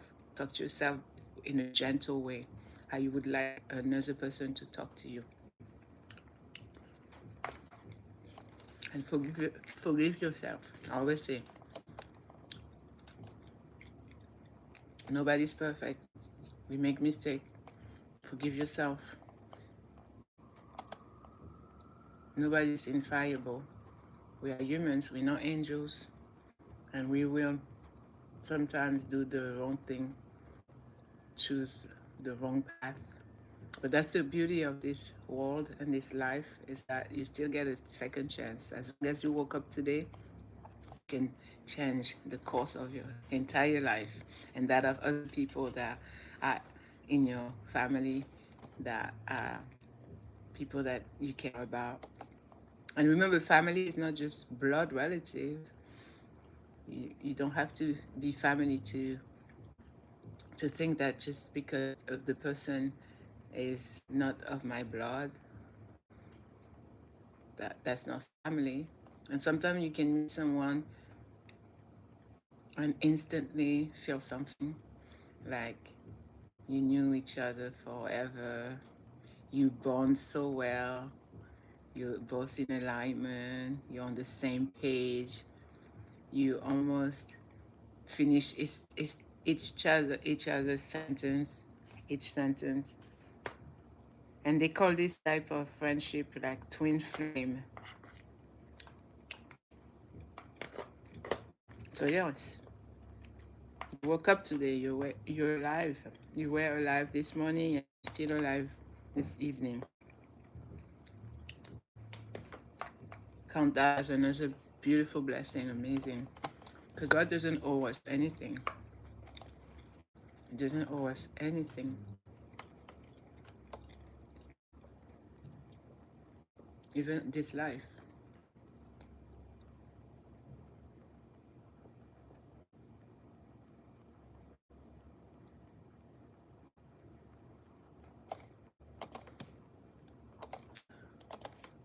Oh, I like this young guy.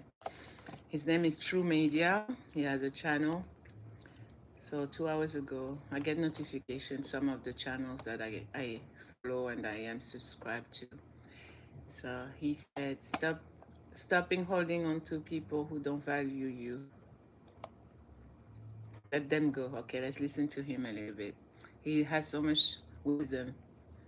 He's a young man and full of wisdom, speaking the truth. There's something I don't agree with him, but mostly, yeah.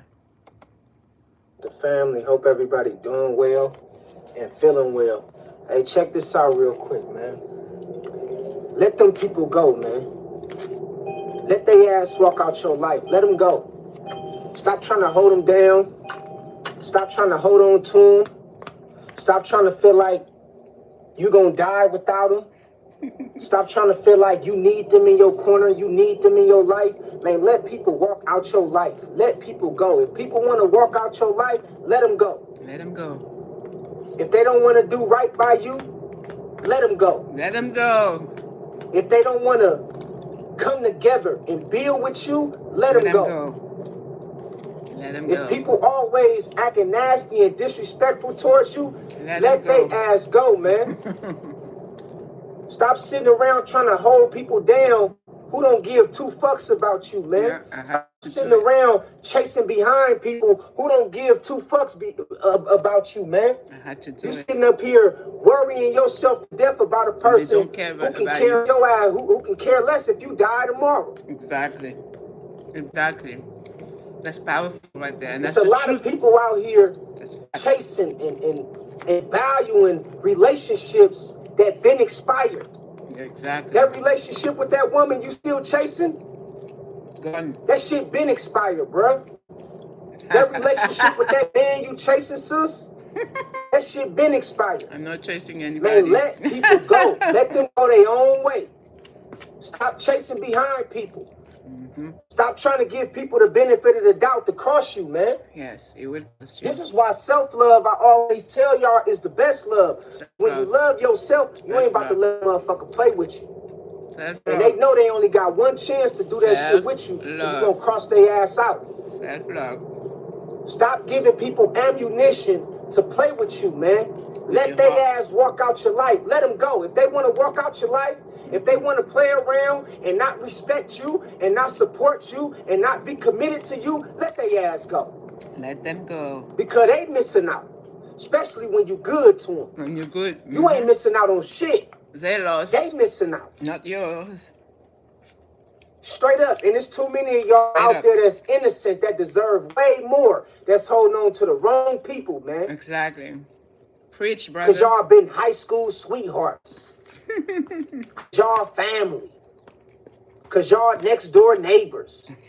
Because y'all grew up from the same neighborhood and from the sandbox. Man, fuck all that shit. If a person don't value or see no value in having you around them, let them go. to where it makes them want to respect you and build with you and keep it real with you, man, let their ass go. Yes, people that don't ain't got no time to be chasing nobody. Don't So you brothers out there, forget about that. Stop chasing these women, man. Yeah. If she don't want you, dog, she don't want you. It ain't nothing you can do. Exactly. It ain't no amount of money you can give her to make her respect you. It ain't no amount of money you can give her to make her want you. If she don't want you, she don't want you. Let her ass go, bruh. Yeah, let her ass, you know, go chase behind whoever she wants. There's too many of you brothers out here, man, putting y'all attention on the wrong women who don't even want y'all, who don't even respect y'all, who don't even like y'all. Exactly. It's true. So Straight up. Straight up. Tell it. Straight up, bruh. Tell it like it is. You ain't got time to be wasting on the wrong woman, trying to follow and chase behind the wrong woman who don't want you, homie. Sis, you ain't got time to be chasing around the wrong man. You feel what I'm saying? Who's sleeping around, cheating on you, who don't respect you, who take your money, drag you through the mud and treat you like shit. You ain't got no time to be chasing a nigga like that. Nobody got time for that. The proof is in the pudding that he don't want your ass. He don't value you enough to respect you. Nobody got time for that. Every chance he get, he gonna degrade you. Exactly. That ain't love. That ain't love. That ain't love right there. Gaslighting, manipulation, that ain't what it's narcissistic abuse. Oh, it's about getting with somebody that align with you, man. Your family. If they don't want to support your dreams, your goals, your visions, if every time you go around your family, it's always some bullshit, man, let their ass go, man. Yeah. You can't.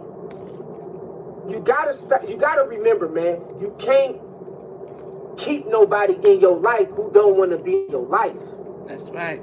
You can't keep nobody around you who want to get away from you. Amen to that. Stop trying to force people to be in your life. Stop forcing yourself on people, man.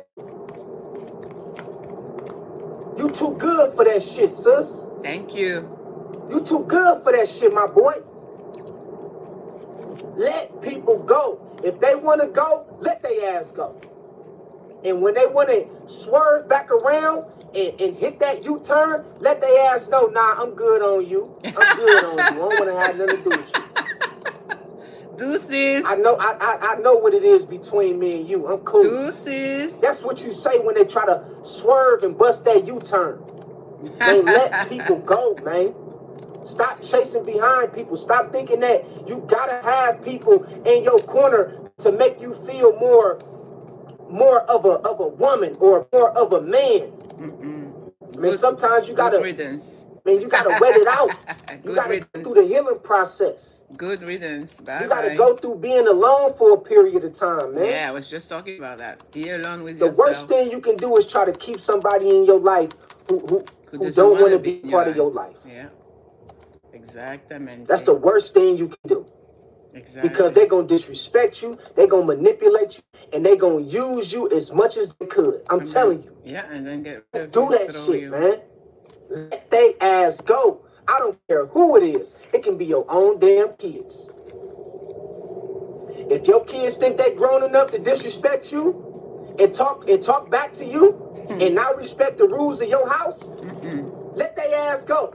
Go find yourself Let their ass get out there on their own and figure this shit out for themselves. Yep. We ain't got time to be trying to chase and hold nobody down when it comes to respecting us and when it comes to having peace in our life. Yeah. If your kids ever get to an age to where they don't want to hear shit you talking about and they disrespect you every chance they get. Yeah. They don't listen to shit you tell them. Let their ass go. Let them go figure it out for themselves. Let them know that I'm mama. I still love you. I'm daddy. I still love you. But I understand that life is the best teacher. Yeah. And life got to deal with you since you know it all. And y'all be having kids out here that's disrespecting y'all, not living according to the rules of your household, going out their way to steal from y'all, all kind of shit. Your own kids doing this shit to you. Your own kids. So true. They don't want to listen, let their ass go. Real talk. You only got one life. You ain't got time to be stressed the fuck Exactly. out, worried about some disrespectful ass kids or some dysfunctional ass family members or some hating ass so-called friends and shit like that. We ain't got time for that. Let they ass walk out your life. And Let them nobody go. got time for that. And tell them don't let the door hit your ass on the way out. Real talk. Don't let Shit ain't the about door hit being your stressed ass out and on the being way worried out. and being depressed because you got the wrong people around you, man. So next time a person want to walk out your life and they don't want to Let respect you them or they don't go. want to have nothing to do with you, let their Bye-bye. ass go. Bye-bye. Especially when you've been good to them. They don't deserve you anyway. Let their ass go. Real talk. So until next time, I love y'all. God bless y'all. And I'll talk to y'all later. Peace. 100. Peace. Bye. Yes. I put the link of his channel and the video, that one, on the description of this live stream. Yes, he's absolutely right. All right, let's continue talking about the health benefit of coconut water. Coconut water is a nutrient rich, low calorie natural beverage packed with electrolytes. It's always good to burp. When you finish eating and you're able to burp right away, that's a good sign that it's working. It's working good. Potassium, magnesium, calcium, making it an excellent hydrating choice. It supports coconut water. It supports heart health by helping to lower blood sugar, blood pressure, aids in reducing muscle cramps. If you have cramps, coconut water, coconut water, coconut water, coconut water. May also help prevent kidney stones. I know a lot of Americans have problem with kidney stones. So just tell them, your friend, your family, if they have kidney stone, coconut water. Key health benefit of coconut water: natural hydration and electrolytes. It is rich in electrolytes, like I just said, potassium, sodium, magnesium, calcium, which are crucial for rehydration after workout, exercise, after illness, and in hot weather. Everything we need to be healthy, to have a good life, God has taken care of it and He has given it to us. Coconut. Antioxidant properties. Contains antioxidants that neutralize free radicals, which helps protect cells from damage and reduces oxidative stress.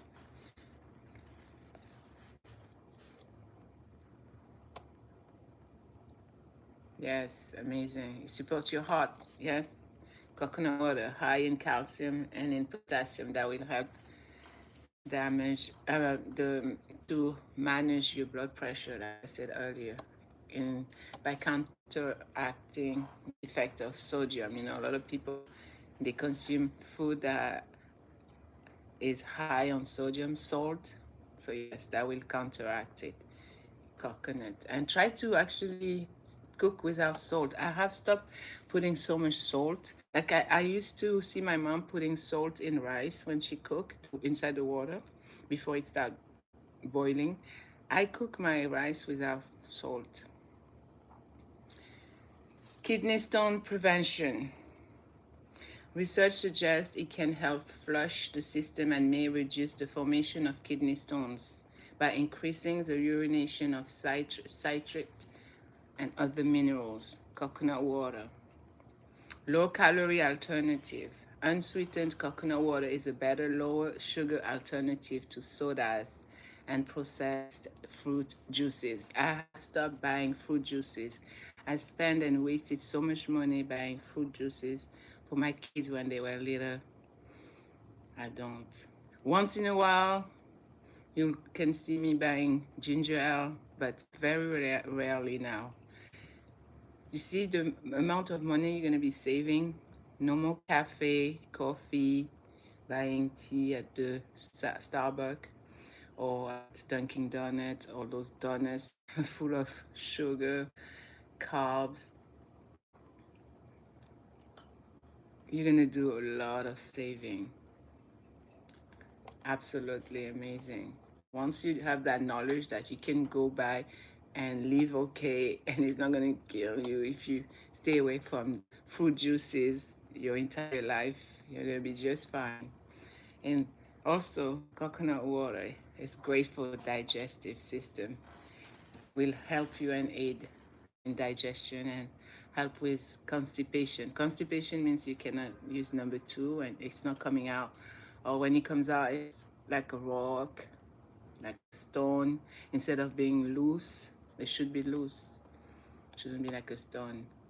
So, yeah, that's the amazing health effect and benefit of drinking coconut water.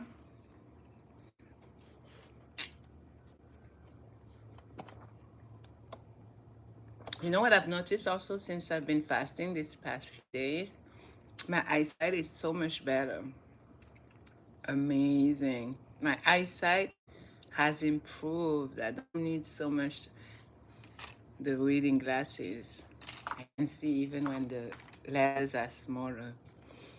Fasting has many, many health benefits. Dr. Berg, which is on YouTube, my favorite doctor on YouTube, Dr. Berg. I will leave his link on the description of this live stream. He spoke about Ramadan fasting and the benefits of it. We're going to listen to him. Yes, let's listen to Dr. Berg. And I was a guest on his show. Yes, a few years back, about 4 years ago.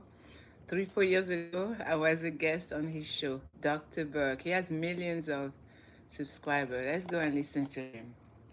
He's absolutely amazing. My favorite doctor on YouTube, Dr. Berg. He talks about fascinating health benefit of fasting during Ramadan. And he has a lot of Muslims.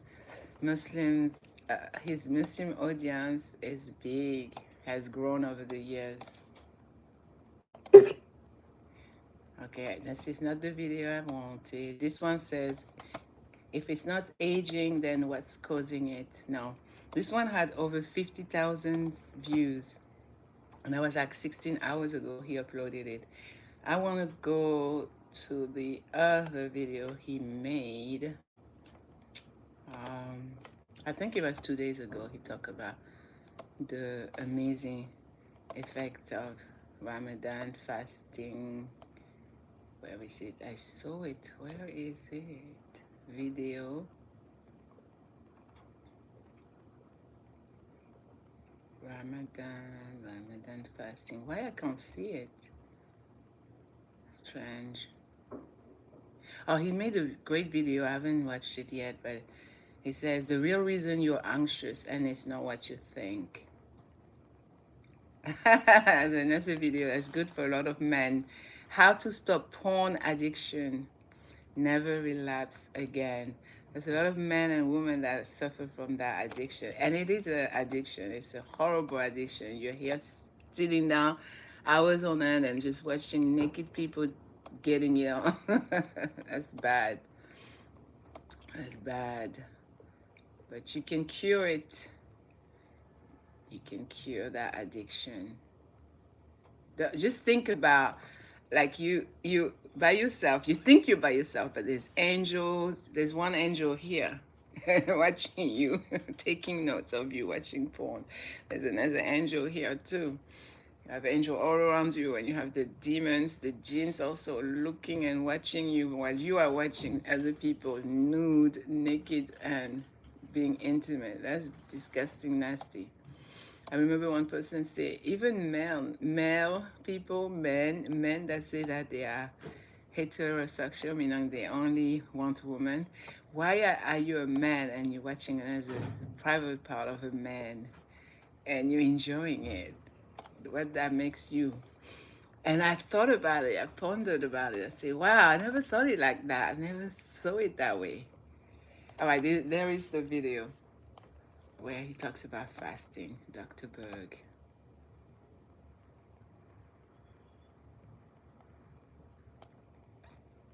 Four years ago, he did a video that's called The Most Important Intermittent Fasting.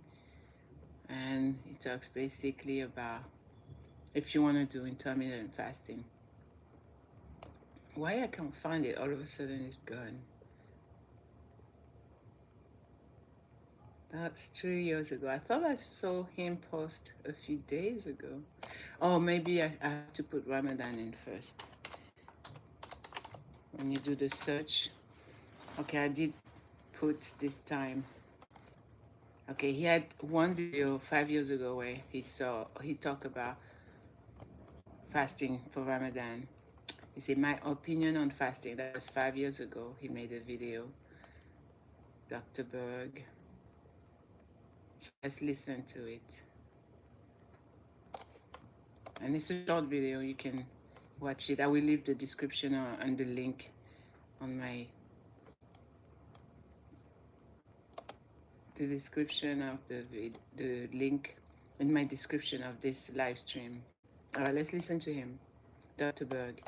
The relationship between fasting during Ramadan and its immune effects. Ramadan lasts between 29 and 30 days, and you're required not to drink or eat anything just before sunrise to just after sunset. This is a dry fast. And what I mean by dry fast is you're not drinking any water. No water. Now, before we get into the benefits, I do want to point out this one very, very important point. If you look at some of the studies done on Ramadan, you're going to see some mixed reviews. And I think the reason for that, because what you eat before and after you fast is going to make or break your success. Yes. If you are eating a lot of junk food. Like how some people said now the month of Ramadan has become, instead of a month of fasting, it has become a month of feasting. And he's so true. There's a lot of Muslims during Ramadan, it's like they're eating more stuff and they're not remembering it has nothing to do about food. It's about restraining and refraining. It's about self-control, and you have to have good thoughts, and you have to do good deeds. You have to be more generous towards others. So actually, you should eat less. Because you have to think when you're fasting, you're also remembering all the people, orphans, poor people, less fortunate, that don't get to eat 3 meals a day, and some people eat 5 meals a day. So once you fast, you realize, wow, and you are hungry. That makes you think, oh my goodness, I saw a homeless person a week ago. That's what that person must be feeling every single day. And you're doing it just for 1 month during the months of Ramadan. And then you still get to eat whatever you want, whatever you have in your fridge during the nighttime, in the evening, as soon as sunset comes. But yes, Dr. Berg, you're so right. What you eat during Ramadan will make you or break you. Food, refined carbohydrates, that is going to greatly inhibit these amazing effects that you could achieve if you added keto-friendly foods, low carb, during the meals. I mean, think about it. Ketones in general are antimicrobial. When you do fasting, you actually decrease what's called cytokines. There are different types of cytokines, and cytokines are chemical messages that communicate between your immune cells. There are certain cytokines that cause inflammation, and those are the ones that we're talking about. So it'll decrease the trigger. Yes, when he talks about inflammation, it will decrease it. You will notice if you're someone that suffers from arthritis or the joint chronic pain, when you fast, meaning when you stop eating for a long period of time, it won't feel so much painful. Because what happens, your body will use the energy stock. And you are actually training your body to use to use the energy part inside of your organs to work and keep you going. So throughout the day, you can study, you can work. These people that are fasting, that are Muslims, and they're exercising, they're working out at the gym. And it's possible. There's little kids that fast, 7, 8, 6 years old. They go for 10 hours without food, without drink, and they're doing just fine. So fasting is not going to kill you. And remember, mind over matter, of course. Excuse me. A lot of this stuff that we are suffering with different diseases, different gut pain, gut diseases, inflammation, is due to the food that we eat, the ingredients in it. We don't look at the labels when we're at the grocery store, at the supermarket, and then we are putting and feeding ourselves junk, poison.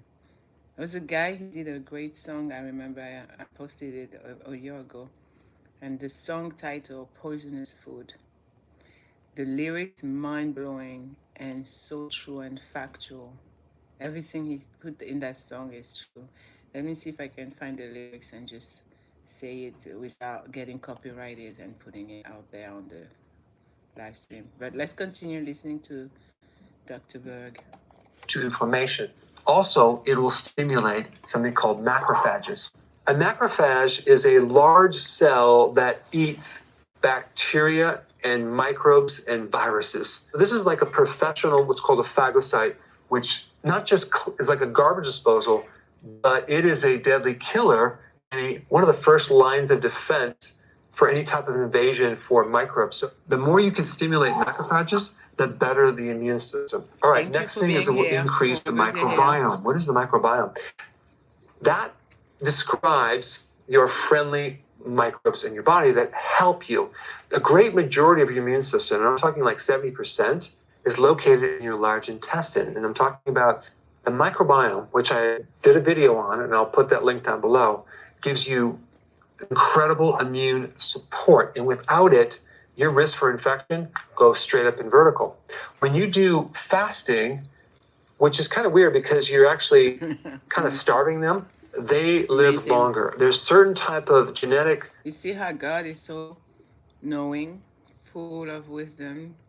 Anything he tells us to do, it's for our own well-being, our benefit, for our best interest. So when God tells us to fast, Jesus fasted, Moses fasted, John the Baptist fasted, Joseph fasted, Adam and Eve, they fasted, Noah,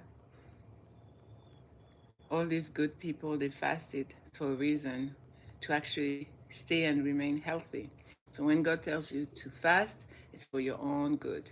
So don't think, oh my God, I'm going to go on without lunch, without breakfast, without dinner, without my snack, my favorite snack. You're not going to die.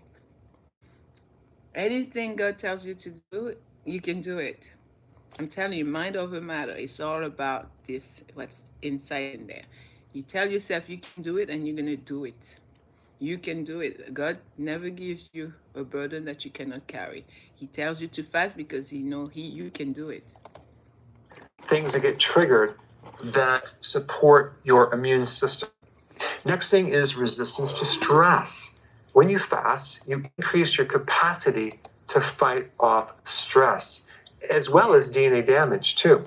Also, when you fast, you decrease oxidative stress. You're going to have less free radicals. You're also going to get an increase in production of your antioxidant networks, which also can help as well. And lastly, fasting will increase autophagy, which is your body's ability to recycle old damaged parts, as well as microbes. There's a very specific type of autophagy called xenophagy, which targets pathogens. One huge benefit of fasting is basically the elimination of these microbes that can stay dormant in your body for many, many years. Ramadan has huge, powerful effects on the immune system, but I think it could be a lot better if you also add keto. If you're new to my channel. I'm smiling because he said Ramadan can be a benefit. What a lot of non-Muslims don't know is that Ramadan is not fasting. Ramadan is the name of the month. The word fasting is Saum, S-A-U-M, Saum. But because we fast during that particular month, a lot of people think and assume Ramadan means fasting. But fasting has a word in Arabic. Ramadan is like you say January or February or March. Ramadan is the month, the name of the month itself, the 9th month, according to the lunar Islamic calendar. I learned that too. I didn't know. I put a link down below before. of exactly what you should be eating to enhance your benefits. If you want more information about fasting, check out this intro video right here. Thank you, Mr. Dr. Berg, my favorite doctor. Let's listen to the next one. I left the description of that video, by the way, I left the link in the description of this live stream. And when I get excited, I can barely talk. Okay, let's listen to my favorite doctor. Okay. Don't forget to like. It's not starving, it's just you're omitting all these frequent meals. It's actually very, very simple, but a lot of times people complicate it. They want to know, can I have my supplements?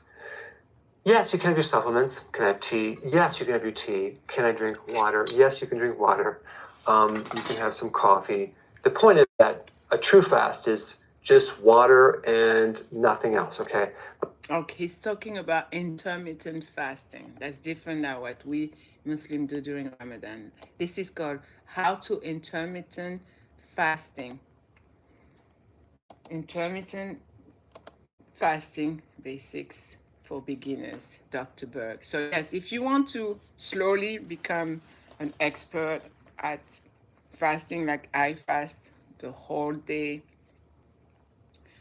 over 12, 16, sometimes 17 hours, no food, no drink, nothing, no beverage going through. Then start slow. You know how they say, if you want to achieve a big goal, first of all, accomplish small goals. Yeah, so you do the intermittent, which is what he's explaining. If we're adding supplements or tea or a little coffee, I'm going to still consider that fasting, and you're not going to really break the fast, okay? All right, so here's the big thing about intermittent fasting to make it really, really simple. You actually want to let your body dictate when to feed it, okay? When to eat, and also how long you're going to go without eating. So the time may vary because you only want to eat when you're hungry, okay? And then not eat when you're not hungry. And it might sound really simple, but sometimes you have to explain it to people because at the first hint of a little slight hunger, people just start eating. Like, that's not what we're talking about. Because even in the morning at 8 o'clock a.m., you have a hormonal spike of cortisol. Okay, that's an adrenal hormone. That's a stress hormone. That will make you a little hungry. So you may find right in the morning, wow, I'm hungry, and then that passes, and then you're not hungry. So slight hunger is, you want to just keep going, ignore that. What I'm talking about is a strong hunger. You have stomach pains, you start getting lightheaded, weak, grouchy, okay? That means it's time to eat, okay? Especially in the beginning, you're going to feel fine, all of a sudden you're going to have these symptoms, and that's just a blood sugar crash. So you'll have to just get used to it. The more and more you do this, the more you're going to go from sugar burning to fat burning more efficiently. That takes time though, okay? So another factor is the estimation of effort it takes to really get into this hardcore. So you're fully in the keto where it's comfortable, you have cognitive benefits, you feel focused, you have concentration, your memory, you can actually learn faster. So that's going to happen over time. But for some people, it could take 3 to 4 months, okay? And I'm talking about weight loss too, especially in your midsection and your blood sugars. It just might take time because your whole life you've done this way, and now we're trying to undo it, and it does take some time. So go into this for the long haul and just give it time, okay? All right, the other thing I want to talk about is how to start this whole thing. The first thing is, like, let's say if you're doing all these multiple meals per day, you're doing snacks. The first thing is to lower your carbs. Okay, that's number one. That's automatically going to start helping you be less hungry, so you can go longer. So now you go 3 meals, no snacks. Okay, that's the first goal. It's really important to add enough fat, okay, to go from one meal to the next. Very, very important. It's also important to add enough vegetables to also help you go from one meal to the next. A big mistake that people make is they try to do this without enough vegetables. You need vegetables for the potassium and the magnesium and the other minerals and vitamins that help heal insulin resistance and help lower insulin, as well as the fiber that feeds the microbes in your gut. And that produces something called butyric acid, which helps insulin resistance. It decreases hunger, it helps blood sugars, it feeds the colon cells, and it helps your immune system. The combination of good fat and vegetables is going to help you go from one meal to the next. And then just let your body dictate when to eat. So you're going to find you go longer. So you skip the breakfast. Now you have 2 meals a day. And now you start to squish those together slowly. Okay, let your body tell you when to do it to the point where you're not hungry anymore. So then you just do 1 meal a day. A lot of people are doing this, but you want to work up to it and just kind of keep it really, really simple. Give it time. These are just principles. Tea through the day. There's a tea called Hoodia gardenia, which is basically an appetite suppressant tea. It's very, very powerful antioxidant. You can try doing that if you want to actually have it help you a little bit. There's other teas as well. You can keep very, very busy because there's nothing worse than you sitting at home on the computer and watching the clock, like when am I going to eat? So you want to probably get out of the house, go somewhere, because that can really help you. Find some activities, but don't just sit and at home. All right, sea salt, very, very important, because if you don't consume enough sodium and you're drinking water, you're diluting a little bit of sodium because you may not have. Remember how I said when I was cooking the other night, make sure to use sea salt instead of the regular standard salt that you see at the supermarket. It's better, healthier for you.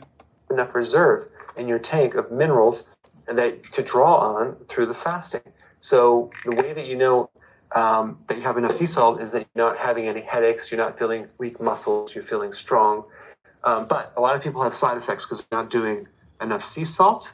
Okay, I would do 1 flat level teaspoon a day. You can put that in your food. You can even mix it with water, some of it, not the whole thing, and drink that down. Electrolytes are very, very important too for potassium, magnesium, calcium, and find one with high potassium, and then that will actually also help you.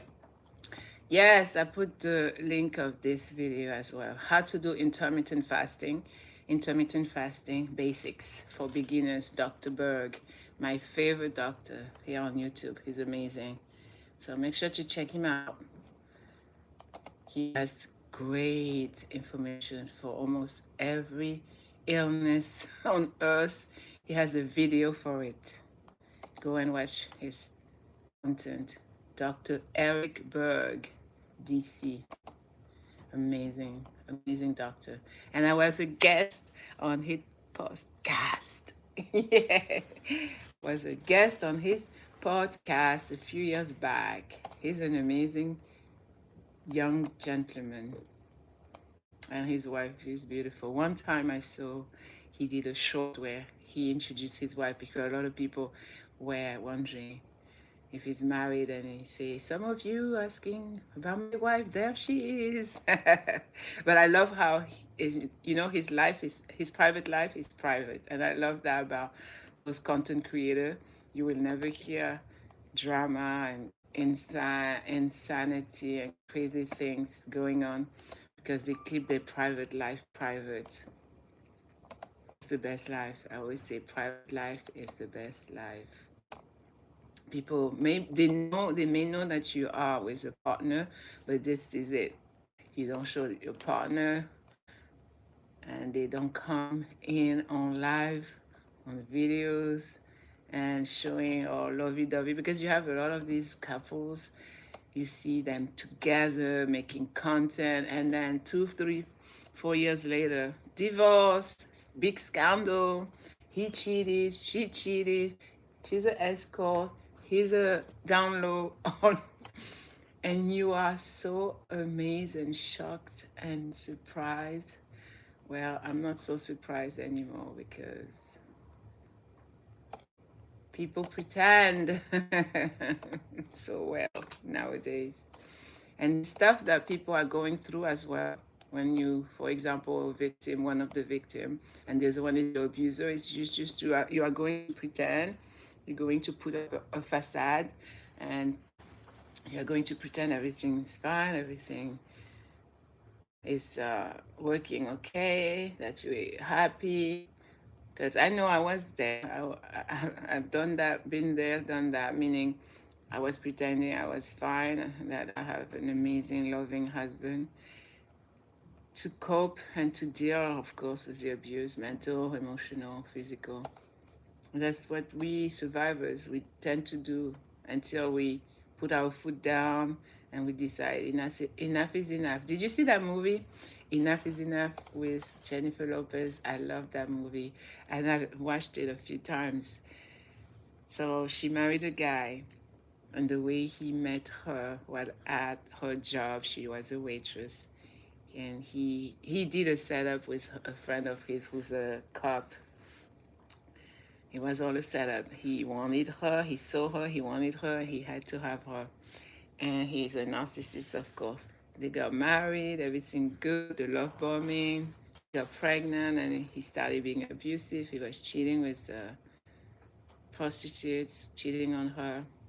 She did really good in that movie, Jennifer Lopez, one of her best performance. But at the end of the movie, I love that movie. She got the man so good. So she learned self-defense. She went to classes for martial art. And the guy that her personal trainer in that movie, the black actor, was really good, if I remember. And the night came, the fatal night. She hid inside her ex-husband, beautiful mansion residence, and she was waiting for him. He came, so he's thinking that he's gonna have the upper hand. He's gonna beat her up like he used to when they were together. But she was ready for him with the gloves and everything. Pow, pow, pow, pow, pow, pow. Oh my God, she did absolutely amazing, and she ended up unaliving him. She had to, because safety of her and her daughter. They had a daughter. And guess what happened? At the end of the movie, you see the cops when she called them. She found out at the end of the movie that he was abusive to other women. And the detective said, you're one of the lucky ones. Meaning a lot of women, they didn't make it because he abused them until he even unalived them. And that's happening everywhere nowadays, not just New York City or Chicago, Detroit or Atlanta or Florida. I'm seeing it on the news every day. Either a man end up unaliving the woman, or the woman end up shooting the guy, and that's it. Some of them even take the kids that are completely innocent, end up taking them with them. But the good thing is the kids are not here anymore, but the good thing, they're in heaven, finally living the best life ever. But it's sad, of course, because they're no longer here as human beings. But at least they're free from the hurt, the pain, the abuse. That's what I say. That's what I say. At least now they're with the angels, they're with God, and no more pain. But yeah, that movie I recommend. Enough is Enough. Jennifer Lopez. Papa. She gave him exactly what he deserved. Yeah, you're trying to abuse me? Okay, I got you. Don't worry. Yes. Enough is Enough. Watch that movie. Jennifer Lopez. Enough is Enough. All right, let me see. I did that link, so we don't need it anymore. I can get out of here. I posted about Dr. Berg, so you have the link of his 2 videos in the description of this live stream. Let's carry on. Let's continue talking about my life story to you. So earlier I said that I lived with some Catholic sisters. And as I mentioned, and I showed at the very beginning of the live stream how I showed you my fingerprints from the police department back in 2002. And what else I wanted to share? Yeah, my ex, he said that he called ACS on me. That's Children's Services. And he said that I was on drugs. And he said that I was even giving marijuana drugs to my own children. Can you imagine? These men, some of these men, they're all nice at the beginning. They pursue you, they chase you. You get with them and they show you the devil is here. The devil has finally entered the room. It's like a completely different person. Okay. I'm going to share a little bit. I'm so I'm so grateful. The fasting is helping really well because I don't need my glasses to read at least this particular page. What is domestic abuse? I will never stop talking about it because I'm a survivor of domestic abuse, mental, emotional abuse. It was a little physical for one of my ex-husbands, but mainly the emotional. That leaves scars. It's not so much the physical bruises, it's the mental trauma, and that is more difficult to heal from, to get rid of. Domestic violence is a pattern, pattern, a pattern. Whew, English language is pronunciation. And you know what it is? I never read I haven't read so much out loud. I always read in silence. Domestic violence, and I'm a better writer than reading or speaking. Domestic violence is a pattern of coercive behavior which may include physical, sexual, economical, emotional, and or psychological abuse exerted by one family member over another, and also intimate partner or another individual. The goal, there's a goal, of course. You know, everyone does something for a reason. We all do something for a reason. We get up in the morning to do what? Either to go to school, to work, to exercise, to go for a walk. There's always a reason for a goal. The goal of domestic violence is to establish and maintain control and power. That's the main two goals and reasons. When you are in an abusive relationship, your partner, or if you it's a friend or coworker, or your boss or your relative, parent, sibling, child, is they want to overpower you. That's what it is, and control you. The pattern of coercive behavior includes various types of abuse: emotional, psychological, economic, sexual, physical. And then the page has all the different physical abuse patterns, then the emotional abuse pattern, then it has the sexual abuse pattern, economic abuse pattern. Let's go through one by one. So if you don't know, now you're gonna know.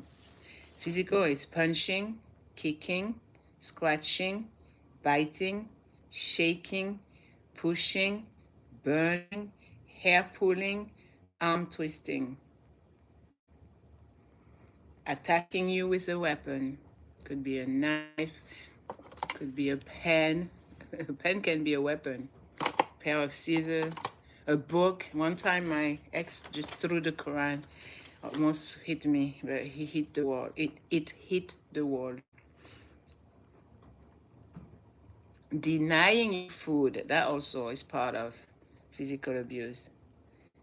Denying you sleep, meaning they refuse to let you go to sleep. Like tomorrow, I said I need to wake up at 6 in the morning for work, and they just starting talking rubbish and nonsense and remind you what happened 6 months ago, a year ago, depriving you of sleep. That's part of physical abuse.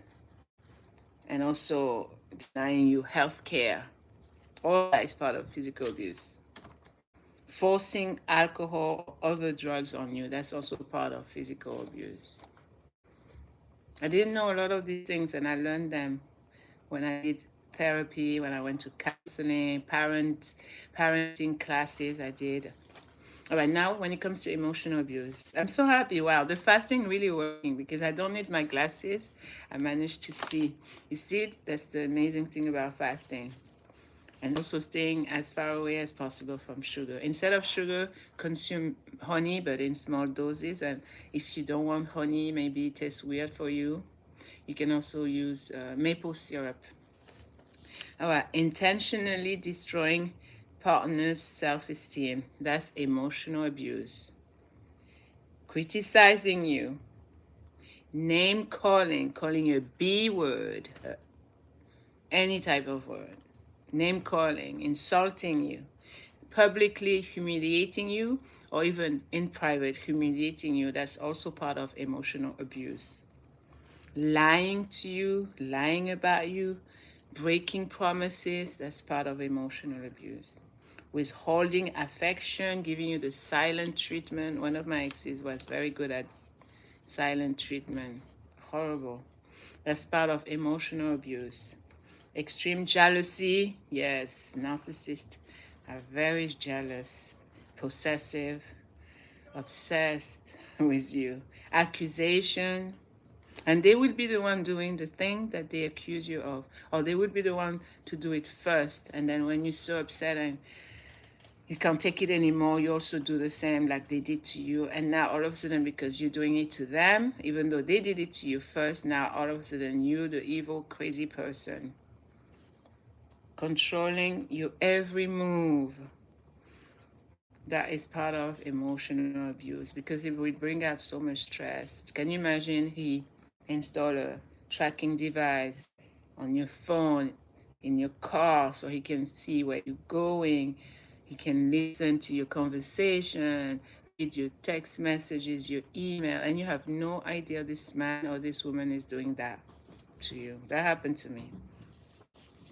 And I think it's still happening because my ex has still my cell phone, one of my cell phones with all my data, and I was never able to get back that phone. He has all my pictures, private videos.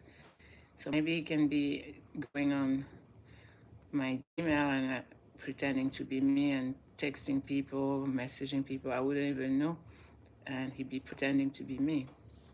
All right, now when it comes to sexual abuse, treating partner like a sex object, not taking no for an answer. Yes, that's one of the big red flag of someone who is a narcissist. They don't want you to say no to them, to their advances or to their demands. And it's like mostly it's demands. Withholding sex, some of them, when you want to be intimate with them, they will punish you by saying, no, don't kiss me, don't touch me, no cuddling, don't hug me, get away from me. My ex told me, don't come home. And we had just purchased the house. He said, don't come back to the house. Oh, anyways, let's continue. Forcing sex onto you, or he wants you to be having threesome, swing with other people, or she, if your partner is a woman, being abusive to you, unprotected sex if you don't want to do it without a condom, or forcing you to be pregnant. A lot of them will trap you and make sure that you have a baby with them. So now you have nowhere to go, or you think you have nowhere to go, but a baby shouldn't stop you. If you feel like you are being abused and you are about to lose your mind, it's not healthy for you to stay, because for the baby also, you know, your child is feeling every emotion you are feeling, especially while you're being abused and you're pregnant. That goes straight to your bloodstream and straight to the placenta. Criticizing performance or desirability, like saying, oh, my ex, she was better in bed than you know, this type of stuff. Accusing partner of infidelity, or your partner is always talking about his ex and how they used to do it under the sheet, which is so disgusting. You shouldn't be talking about what you did in the past with your ex partner to your current partner. I think sex is something with just you and your partner, and you shouldn't be talking, oh, how that woman, she did it better than you, or you better than her, or we used to do this, we used to have this type of position. And this partners that be talking like this. All right, now when it comes to economic abuse, withholding money, making you financially dependent on them, and maintaining total control of finances and all information and personal data. That's part of economic abuse. Demanding your paycheck, or having you to always explain how you spend your money, your paycheck, because you need to tell them every single penny where you spend it. That's crazy, but that's called economic abuse. Harassing you at work, yes, going to your workplace, forbidding you to attend school or to go to work or have your own business. If you want to be a stay-at-home mom and you want to be online, making a difference, helping people, and you still want to earn your own money. And remember, as a Muslim, for us women in Islam, the man is responsible 100% financially. So Islam says the husband or the father is responsible. And if the woman decides to marry, then now her husband would be responsible financially. Food, clothing, shelter, education, toiletry, cosmetic, makeup. Everything that the lady needs once she moved from her father's house to her new husband's house, the male figure is responsible. That's what Islam says. That's what God commands men. But you have a lot of Muslims, unfortunately, they're lazy, they're ungrateful, entitled, abusive, controlling, and they decide, no, we're going to do 50-50. No, Islam says 100% and the man provides, is a maintainer and a protector of the woman. And also accusing of infidelity. You have a lot of them, they will cheat and they will accuse you of cheating, or they will cheat first and then you're so frustrated that when maybe one day you go and also cheat, you start texting, and it's more about emotional bond and connection that you want, not so much the physical, because that's what they will deplete you of. That's what they don't want to give you. A narcissist doesn't want to give you their emotional state of mind, and that's what you need. And especially as women, that's what we're craving, the emotional bond, that connection. So you know a little bit more about domestic abuse. So it's economic, physical, sexual, financial, emotional, mental, and psychological abuse. All that, if you're suffering, you don't have to stay, okay? I'm just going through also my paper since I'm about to move out. So a lot of paper I'm just shredding, and some paper I'm just keeping. I'm very sentimental. But I will have on my new will, my testament, when I pass away, to make sure that the kids just shred everything, no remaining document and personal data about me. But that's the letter that I had asked my former boss. Well, he had me as a assistant manager at his office as an accountant. He is a business owner of a income tax office. So he wrote a letter for me when I asked him proof that I'm working there. That was years ago in 2016, and I still have the letter. He says, to him it may concern. This is to inform you that Miss Nyama, at the time I was Griffin. So he said, Miss Nyama Griffin is working part-time for this business. She started July 17th, 2014, and her schedule is Monday to Thursday from noon to 5 p.m. Ms. Griffin files documents, answers phones, and does clerical work for this income tax office, earning $280 a week for 20 hours every week. Yeah, that's the letter that he did for me. And that's the gentleman that helped me improve my Spanish, because he's a Dominican guy. I learned Spanish. Thanks to him, his wife, his son, they helped me a lot. And thanks to him, I became a notary public. Yes, I can notarize documents. I have my license to notarize documents. And he has helped me greatly, even in my mental health journey, because he would give me great advice. Amazing. Amazing. That's why you have to be grateful for everyone that comes into your life. You never know the people that are going to transform your life, that are going to help you improve your life, going to change your life. Always ready to meet new people, to embrace new culture. You learn from them, they learn from you.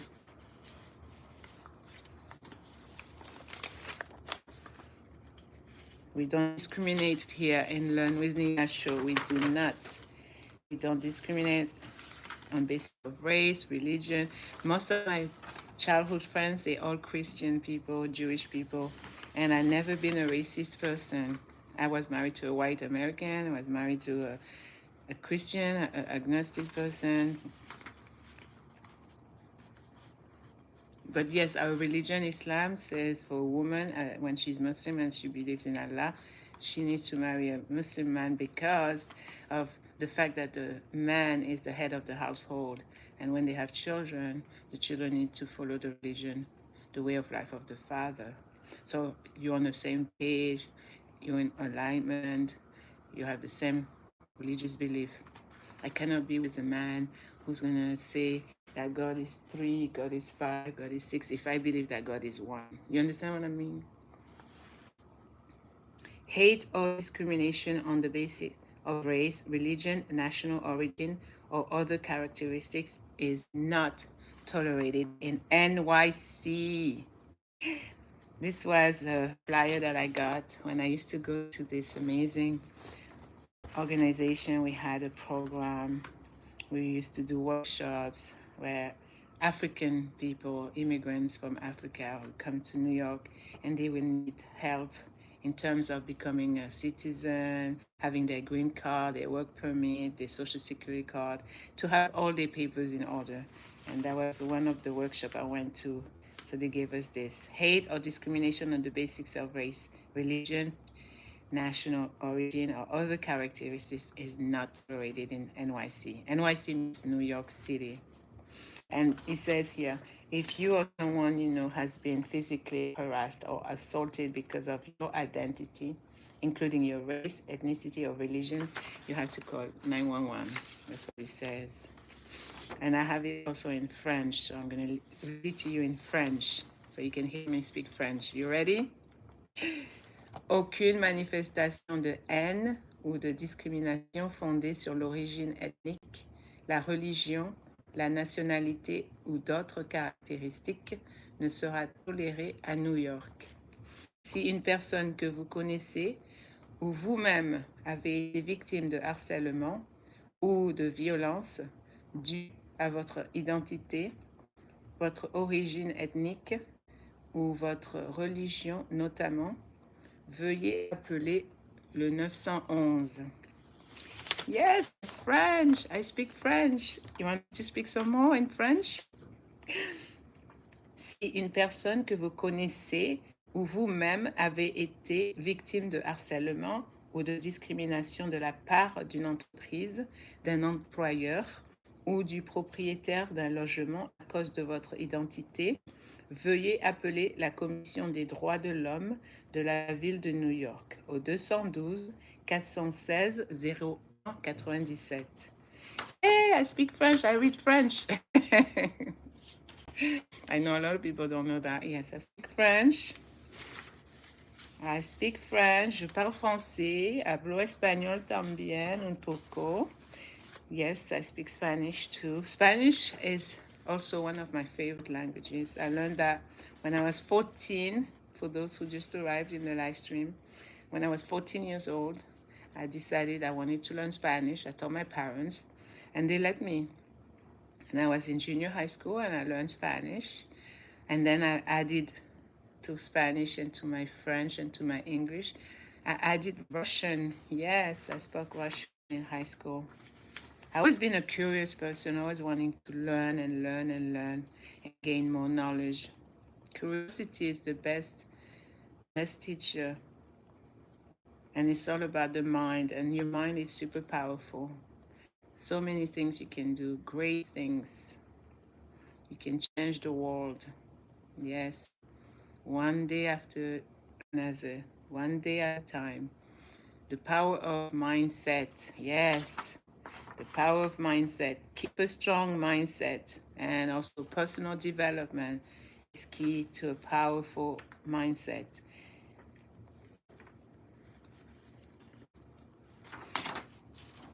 I was just looking and reading what this flyer says.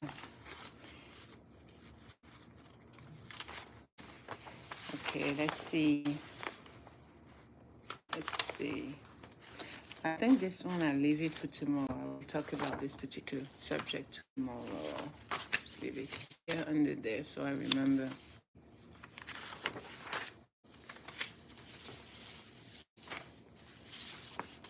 So peaceful and nice and quiet. It's 11:27 right now here in New York City. 11:27. What is this? Oh, at one point I wanted to open a restaurant with my ex-husband in 2018, 2019.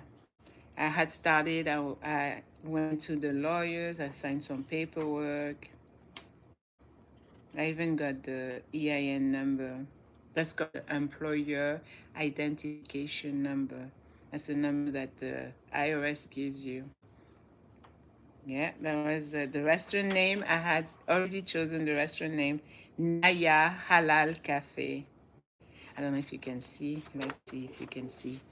Naya Halal Cafe.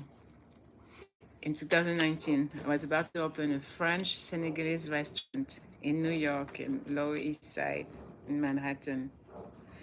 But thank God for COVID, because having a restaurant as a New York resident, it's so much. And I spoke to some restaurant owners. They were telling me, don't do it, don't do it. I'm glad I didn't do it. You know, sometimes rejection is a protection. It's a blessing in disguise. Yes. You have to pay rent. You have to pay all your employees.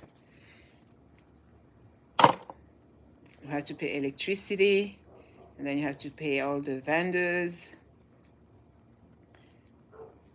It's a lot to take care of a restaurant as a business owner of a restaurant. Let me put this here. Oh, you remember how yesterday I was asking some questions? I was quizzing you about United States of America, how to learn about the 100 questions. And I found a copy of my US passport. Wow. I haven't changed much. I have not changed much. And on your passport, you will see that 3 word, we the people. It's right there. You see the eagle? We the people. It's right there. So if you have a US passport, open it and look at it. It says we the people. That was me years ago at the Wall Street office where I actually won best vision board. That was the vision board that I made. That's me. You recognize my face? Me holding my vision board by New York Stock Exchange. We had the office right there near Wall Street on Exchange Place. And I had started the vision board where I put all the stuff that I want to accomplish in 2019. And I would say 85%, 90% of the goals that I had envisioned did come true, materialized. I had a brand new home, 4-bedroom apartment. 4-bedroom house, attic, 2 garages by the water. Yes, my dream house that I had to eventually let go. Sometimes you have to do what you have to do. Yes. I'm just going through paperwork, shredding, thinking, should I keep, should I not keep? So this is what this live stream is about. A lot of stuff that I'm talking about, topics is regarding stuff that I have done in my life. So you get to know a little bit about who Nyama is. Yes. There was a recommendation letter, from one of the amazing ladies at my daughter's school. Was it middle school? She said, to whom it may concern, my name is, I'm not going to say her name. I'm the parent coordinator. I have known Miss Ibrahim, well, my first husband, his last name Ibrahim. I have known Miss Ibrahim for several years. Her children attend our school. Miss Ibrahim is a very thoughtful, caring, and kind person. She is focused on making a better life for her family. She is punctual in bringing her children to school. Miss Ibrahim would be an asset to your organization. You can contact me at the above number if you should have any questions. That letter, I still kept it, 2013 in June. That lady was so sweet. She's the she was the parent coordinator. Oh, this I can talk about this a bit later. We're going to talk about this tomorrow. I have a great topic tomorrow for you, the live stream.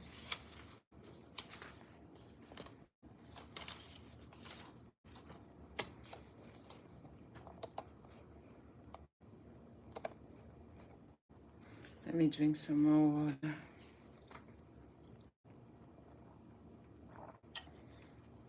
Thank you so much for stopping by, for coming to check and hear what I have to say. And remember that this YouTube channel is here, active, live, thanks to you. I'm post for you. I want to inspire you. I want to uplift you. I want to help you, to motivate you, so you can continue going every single day, waking up and knowing that, yes, you can do this. You are doing it. one day at a time, you are doing it.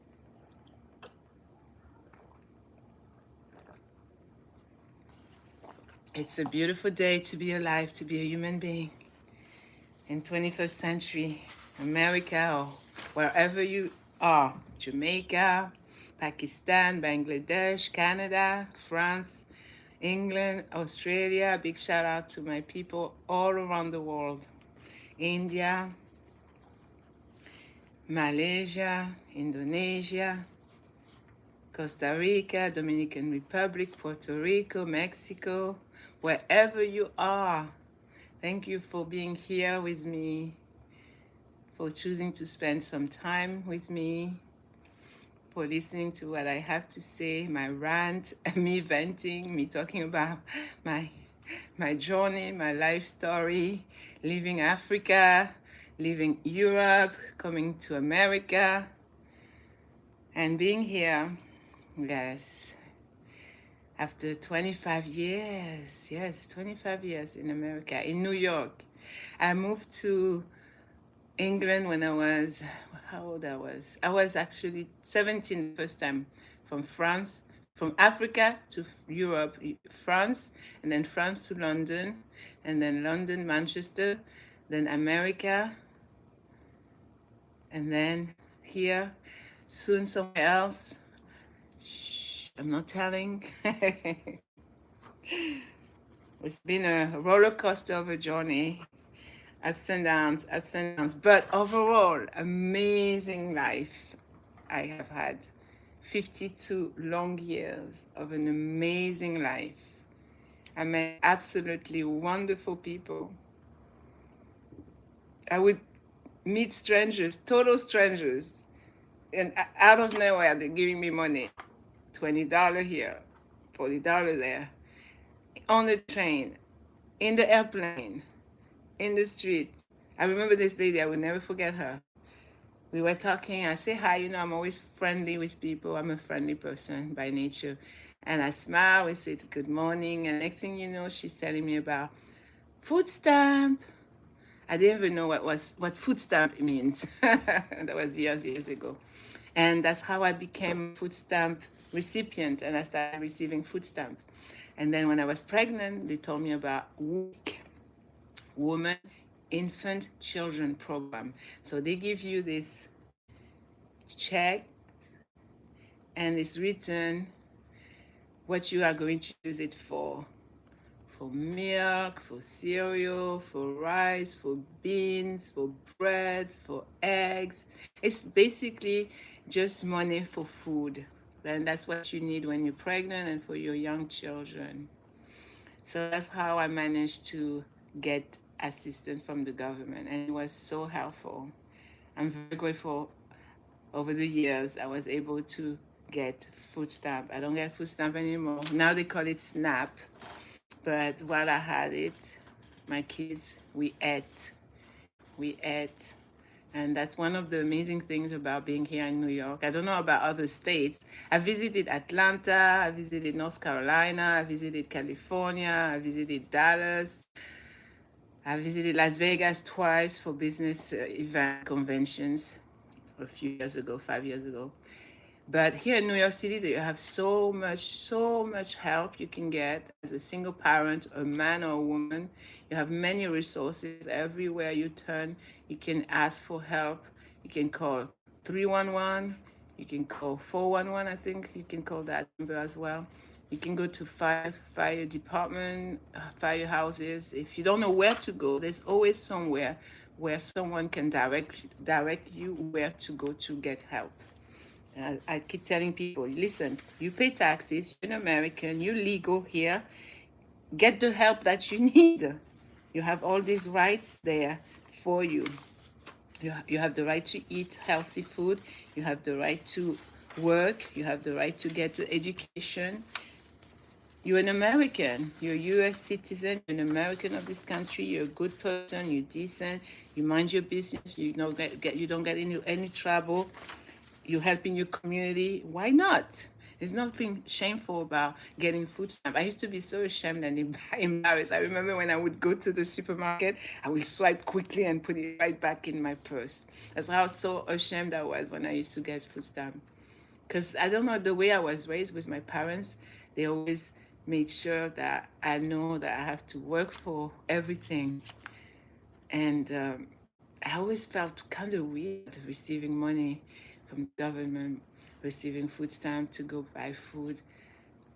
To me, the way I was raised by my African Muslim parents, you work hard, you get the money, and you go take care of your business. You pay the bills, and you take care of your family. But then after I started finding out there's so many people, white American, black American, other people's ethnicities also, they are American, they live here, they have rights, they're residents, they're legal here, and they're also getting food stamp. So no shame. But yes, I remember those days. I remember those days. But I say yes, if you need the help and you have the help in your city, in your county, wherever you are, get the help you need until your financial situation gets better. That's another letter someone wrote for me as a reference letter. I used to be a bartender, I used to be a waitress, and these people, they welcomed me as a Muslim woman. Irish white American people, absolutely amazing people. So the owner, she wrote, to whom it may concern, that was in April 11, 2018. Niama was an employee at Donnybrook Pub from January 2014 through July 2016. I think the dates are a little off, but yes. In her role as waitress and bartender, she served food and drinks to customers, prepared drinks, and handled cash and credit card transactions. She was a trusted employee who showed up to work early, held a professional demeanor, and was eager to take on responsibility. Nyama would be an asset to any team. She was so sweet, that lady. I remember she was the very first to help me when I was asking for donation when I had my GoFundMe. In 2016, she was the first one to donate. Yes. And she was also the last one to donate. I got over $3,000 from donations. Another lady that I used to help because she had an agency where she would have clients, customers from Dominican Republic, Puerto Rican people that speak Spanish mainly. And she would help them with translation, income tax, divorce. So she would give us her clients. I would file the divorce paperwork, everything, and we will return to her office. And then ask her for a recommendation letter, and she wrote one for me. She said, "Dear hiring manager," because I always try to get promoted, to do better in my next chapter, and that's what you should do as well. Every year, you're supposed to be a better person, better than the previous year, and any goals that you have achieved, now you go and add a different goal. Every single year, you should transform and become better and achieve more so you can also help more people. So I was trying to get into, at the time it was 2018. So 2018, I was trying to grow as an entrepreneur. I had my own business as a financial services, and I was trying to get my license as an agent selling life insurance packages. So she wrote this beautiful reference letter. She said, I was initially impressed with Nyama's enthusiasm, communication skills, and professional demeanor when we first started working with her a few years ago at Rojas Center. Rojas Center assists us with some of the tasks we do at our own business, especially with divorces, the divorce cases. During the 2 years Nyama worked with us, she consistently demonstrated all of these qualities and more, and I heartily endorse her for any position. Nyama is reliable, dedicated, and eternally upbeat. That's me, I'm upbeat. Thank God, I've always been like that. Nyama multitasks effectively and is able to handle a high volume workload. She consistently met or surpassed the deadlines and demands we had. She has always been exceptional at handling all of our divorce cases. Yes, me, moi. That's French for me. Yes, I did divorce cases. I loved it. I loved helping people start fresh. I would be so happy. I would be like calling, you divorced to the clients. Guess what? I have amazing news. You divorced. Um, of particular value to me as a former associate was Nyama's team player mindset, enthusiastic embrace of change, ability to work with minimal supervision, yeah, that's me, and unwavering commitment to exceeding consumer expectations. I regularly received unsolicited praise from customers, commending Nyama's outstanding level of service, professionalism, and follow through. Nyama is a hardworking, diligent, and top performing individual. She has my highest recommendation, and I am happy to furnish more details if you would like additional information. Yeah, that lady was so nice. Her name Michelle. She was so sweet. She wrote that letter of recommendation for me. Yes, my personality, upbeat. Yes, she said it in one word, upbeat. Yes, indeed. All right, this, I think, yeah, I might keep this. It's just a letter, discharge from Mount Sinai. Yeah, this I'm going to definitely keep. Just trying to sort out paperwork. That was a letter from my former boss, 2015, July 2nd. He said, enjoy the vacations and be happy no matter what. He said, don't forget it. God is with you anywhere and time. Sometimes we don't understand, but He does not forget nor abandon us. That was so sweet. My ex boss, my former boss, wrote that for me. And another person in 2016, they wrote, I'm very pleased to recommend Nyama for the position of client account manager.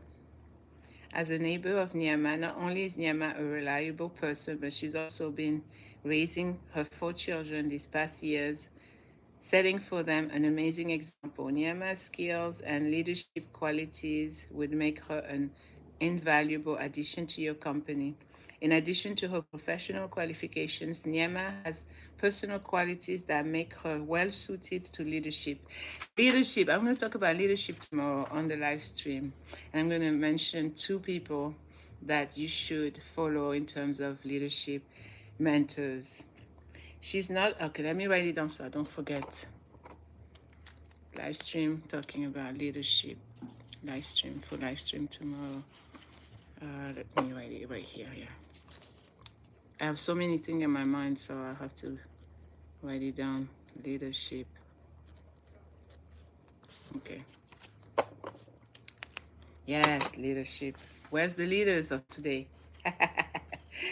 All right, what this lady said about me. Nyama is not afraid to take risk. Yeah, I'm not afraid to take risk. Take risk in life. You see, I took the risk. I came to America, even when my father said, "Don't come to America." Nyama is committed to quality, growth, and progress, and I know that she inspires anyone she comes to in contact with, to thrive, strive for the same. In short, Nyama is a person with vision. Yes, I have a vision. I have a dream. Like yesterday, Martin Luther King live stream we did, Black History Month. Nyama has ambitions. I'm a very ambitious lady, yeah. Nyama is always willing to strive to go that extra mile. On a personal note, Nyama has become a close friend, bringing her children to my house for suggestions and guidance. Last but not least, Nyama has my highest recommendation for the position of client account manager with your company. I'm excited to see the direction in which your company will grow under Nyama's leadership. Please feel free to contact me for any further information. Yeah, that was one of my former neighbors. She wrote me this nice letter. Another letter from my ex-boss. He said, I would like to take an opportunity to offer a formal recommendation for Nyama. As the owner of this business, I have witnessed Nyama working for me since July 2014 as my assistant. I feel that she is a deserving candidate for your company. Nyama joined our organization as an entry-level customer service representative, demonstrating an incredible initiative and a strong dedication to her job. She has shown her determination to succeed and be independent, always reliable, ready to assist anyone. I have promoted her. Yeah, I got promoted. I think 5 or 6 different jobs I got promoted over the years. I have promoted her to be my right hand, and she has been an extremely valuable team player here at my business. Nyama leads by example, and many clients and people in this office find her enthusiasm inspiring and motivating. Yes, we here. Remember I said Learn with Nia show is all about inspiring you, helping you, leveling up together, living to the fullest, of course. Do I keep this or do I shred this? Small paper from my therapy session. No, we can keep this actually. I'm gonna keep this. Yes. Oh, I have a police report. For those who don't know, this is how a police report look like. New York City police report. So you know why I kept this police report? I keep things. I'm very sentimental, but I keep a lot of things. My mom taught me to keep documents. You never know when you're going to need one. I'm going to tell you a story why it's important sometimes to keep documents and receipts. This guy had to prove that he was in America. Something happened, a major incident, and the only proof that he had a car accident and he got a violation ticket, to pay a fine, and that saved him so he would not get deported from the country. That's why I said everything's happened for a reason. Even a car crash, a car accident, everything has a wisdom lesson behind it. Yes, I kept up to now this police report because I was so mad and so angry. The police officer lied. Yes, that's why I kept this police report. He made me sign it, but it was blank. And that's fraud. That's a bad thing. You never sign an empty blank document. So I was depressed. I was going through domestic abuse. My ex showed up, started arguing, and he abused physically, put his hand on me, and something happened. But I explained that to the officer, and I was so angry and mad because the officer's name is an Arab name, so I knew he's a Muslim, Yusuf, and I was so angry. At the time, I used to cover all, even my face, you only see my eyes. So instead of writing exactly word for word what I said, or instead of letting me write it, because that's what you're supposed to do, you're a police officer, you go to the person, you let the person write the report, they sign, and you grab a page for you and you give the rest to the person. What he did, he told me, just sign down here. I signed. That's all. emotional, of course. I was crying. And he went and he wrote, at my home, we argued. I was upset and didn't know what to do. He left my home. We were fighting over visitation rights, which is not the whole story. But this is why I still kept it to remind myself that just because a person has a Muslim name, that doesn't mean that they are kind, that they are truthful and honest. I was so mad. That's why I still have this police report. I might throw it now because it's 2026, and I mean, I have forgiven the police officer, but I was so wrong of him. I was so wrong of him. All right, do I keep this? You know what? I'm going to tear it right now in front of you to show you that I have forgiven the guy and I'm done. New year, new chapter, positive vibes only, positive energy. That's what I want to attract. So yeah, I won't keep it to continue remembering it. I threw it. More of this police report. Okay, now, what else is here? This Planned Parenthood. I used to go there when I need to do the abortion. And this is, this bring back memories. I might throw it. I might shred it because it's sad. Yeah, I lost this pregnancy. It was 2015, February 5th. Yeah. It's too little. The letters are too little. I need my glasses this time. Yeah, that was the last abortion I had. Yes, I lost 5 pregnancies, 5 abortions. It was about the ultrasound. Yes, he said if I wanted to have an ultrasound printout. I said yes. And I also asked them if it was twins or triplets to let me know. But it was just one baby.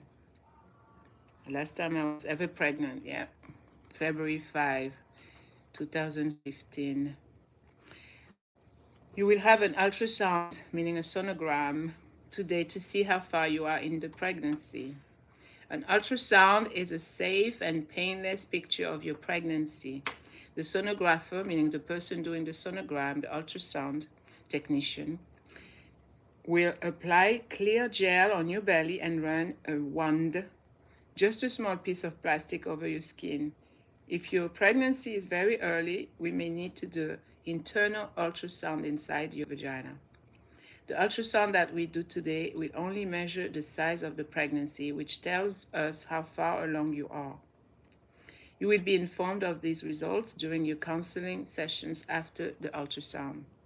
Some women want to see the ultrasound images after they are printed out.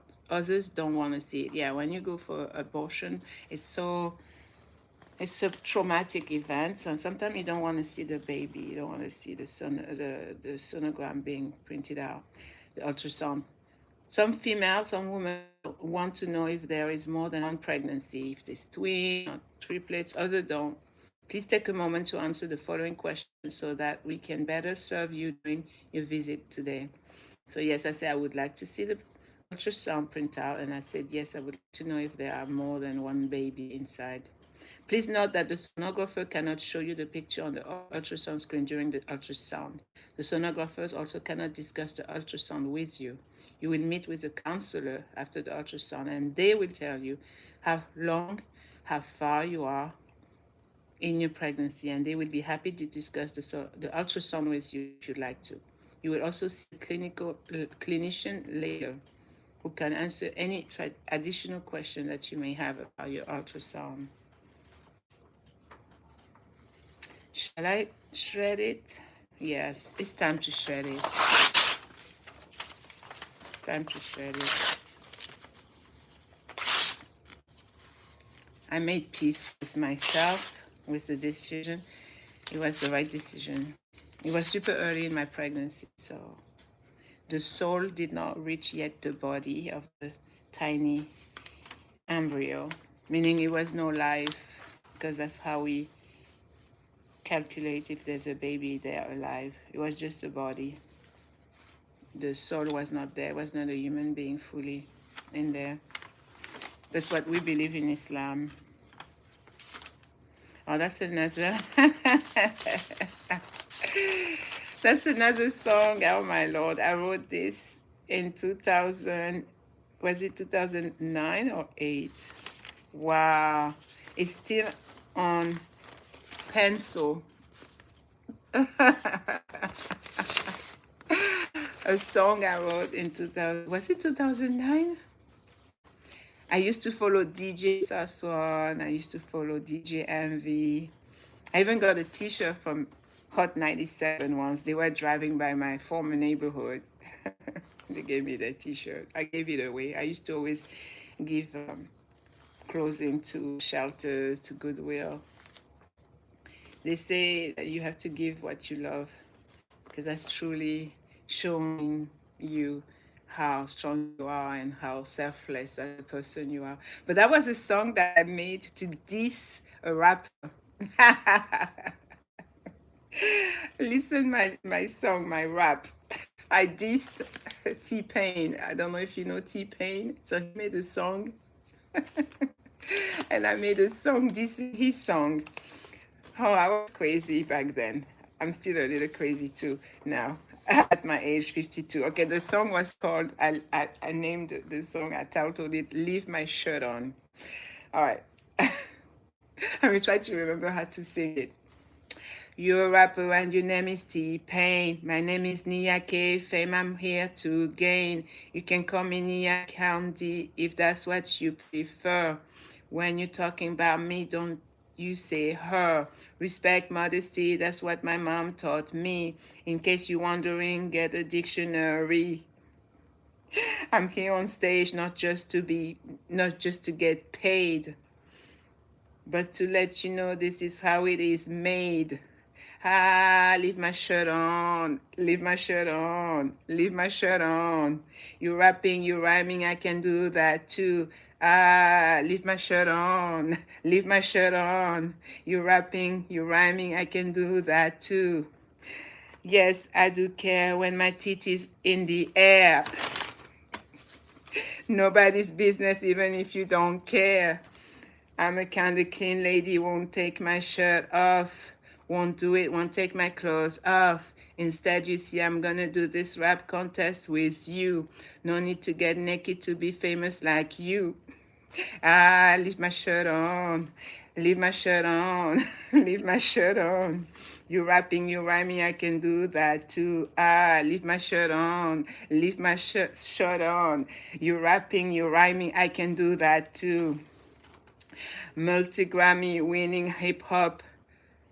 I can't even read what my handwriting. What did I write here? Oh my goodness. Hold on. Multi-Grammy winning hip hop sensation. That doesn't mean you're the greatest in the nation. I'm gonna leave my shirt on. Who is this? T-Pain, long hair, gold teeth, and so on. I'm Nia, French on papers, African in my heart. Been rapping since age 6. Can you dig that? I'm saying to you again, I won't do it. You see, even if you were Eminem, Jay-Z. Ah, leave my shirt on, leave my shirt on, leave my shirt on. You rapping, you rhyming, I can do that too. Ah, leave my shirt on, leave my shirt on. You rapping, you rhyming, I can do that too. Nia Candy, Nia Candy, Nia Candy. N to the E to the Y to the to the A to the H to the key. Oh my goodness. I don't know how I managed to bring up these lyrics back then, 2000, was it 9, 10? But yeah, that was one of the hip hop song I wrote, dissing T-Pain. Take my shirt off. Mine was leave my shirt on. And then there's a song that I wrote back then. Oh my Lord. My handwriting, terrible handwriting. I'm trying to see. It was about Lower East Side because I used to live in the Lower East Side. It's my favorite neighborhood in Manhattan. Oh my God, let's see if I remember that. Lower East Side, Lower East Side. I remember my ex-husband was laughing, making fun of me when I used to sing that. Lower East Side, Lower East Side. That's right, that's my neighborhood. Let's talk about LES, Lower East Side, where I live, hustle and do my own things. Back in the days, 2003, LES welcomed me. Young and beautiful, single mother, struggling with my 2 children. Here I come, coming from where? Africa. Speaking French, English, and Spanish. Lower East Side, Lower East Side. That's right, that's my neighborhood. With all my education in Europe, you would think I would land a job. Yeah, at the time I was struggling, looking for work. Every time I would go for interview, nobody would hire me. So I made that song. I said, with all my education in Europe, you would think I would land a job. Well, LES here, I am wondering why no one cares. Me, a single mother trying to fit in. Lower East Side, welcome me. Oh my God, I'm too crazy. That was my song back then, 2009, 2010. Yeah, I'm definitely keeping that. I'm not shredding that. So if I become a grandma, I'm gonna show that to my future grandkids. Say, "Ma, grandma, you went crazy, delusional." I'm a kid at heart. I told you already. I'm 52, but all right. Yeah, I'm gonna keep that paper. It says 20 ways to get mentally tough. When you face a setback, think of it as a defining moment that will lead to a future accomplishment. When you encounter adversity, remember the best don't just face adversity, they embrace it. Yes, embrace, claim it, own it. It's an adventure. Remember what I said? It's not just adversity, hardship, it's an adventure. Knowing it's not a dead end, but a detour to something greater and better. When you face negative people, know that the key to life is to stay positive in the face of negativity, not in the absence of it. After all, everyone will have to overcome negativity to define themselves and create their success. When you face the naysayers, remember the people who believed in you and spoke positive words to you. Yes. When you face critics, remember to tune them out and focus only on being the best you can be. Exactly. Oh, before the live stream ends, because I need to charge my phone. Okay. Let's charge the phone. Let's charge the phone. Okay, it's charged now. It's charging. When you face critics, remember to tune them out and focus only on being the best you can be. When you wake up in the morning, take a morning walk of gratitude and prayer. It will create a fertile mind ready for success. When you fear, trust. Let your faith be greater than your doubt. When you fail, find the lesson in it. And then recall a time when you have succeeded. When you head into battle, visualize success. The athletes, the people that are super champion in any of their field, basketball, baseball, football, tennis, swimming, these people, they always visualize that they already won, they at the finish line. When you fear, trust. Let your faith be greater than your doubt. When you fail, find a lesson in it. When you are thinking about the past or worrying about the future, instead, focus your energy on the present moment. The now is where your power is the greatest. When you want to complain, instead, identify a solution. When your own self-doubt crowds your mind, weed it and replace it with positive thoughts and positive self-talk. Remember how I teach you and I keep reminding you self-talk? Talk to yourself as you would like your best friend to talk to you. Mind your thoughts. Think about the thing that you think about. And be gentle with yourself. Talk to yourself in a loving manner. When you feel distracted, focus on your breathing. Yeah, breathing technique I told you about earlier. Observe your surroundings, clear your mind, and get into the zone. The zone is not a random event, it can be created. When you feel all is possible, know that with God, all things are possible. Yes, indeed. When you feel alone, think of all the people who have helped you along the way and who love and support you now. When you feel lost, pray for guidance. When you are tired and drained, remember to never, never, never give up. Don't quit. Don't quit. Finish strong in everything you do. That's what Islam teaches us. Do things with excellence and finish strong. When you feel like your situation is beyond your control, pray and surrender. Pray and surrender. Submit. When you feel like you can't do it, know that you can do all things through Him who gives you strength, God, Almighty Creator. Focus on what you can control and let go of what you cannot control. You can control the weather. Don't worry. Be happy it's snowing. Be happy it's raining. Be happy it's sunny. He is in control. Just take care of the thing that you can change, that you can control. When you are in a high pressure situation and the game is on the line and everyone is watching you, remember to smile. Yes. Have fun and enjoy it. Life is short. You only live once. You have nothing to lose. Seize the moment. 20 ways to get mentally strong.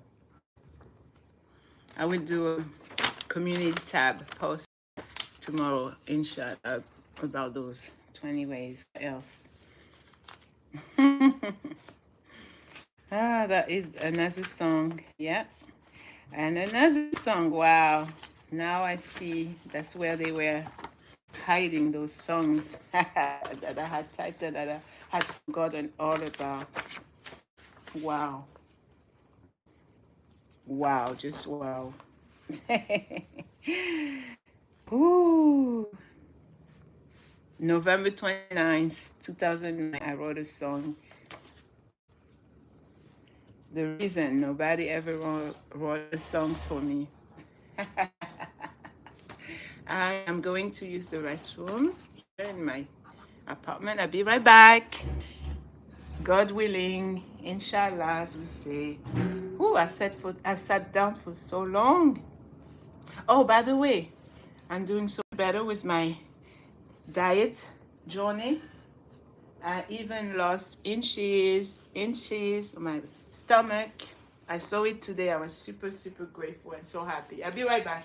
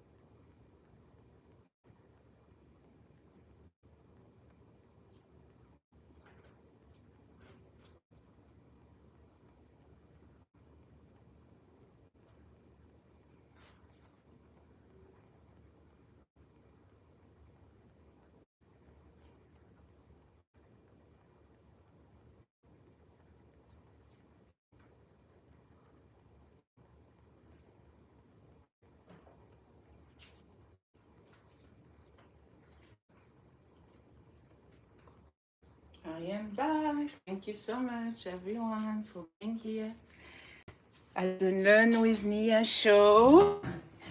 Whew, feels good. Is the bathroom feeling lighter?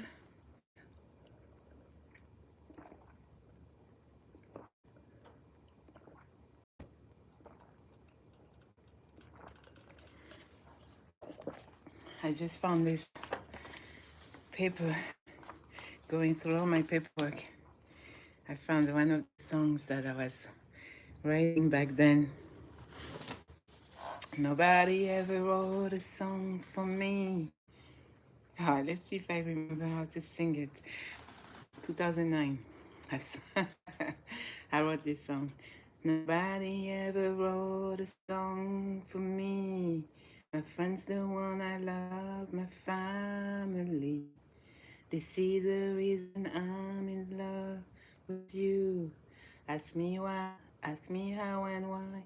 I have no clue.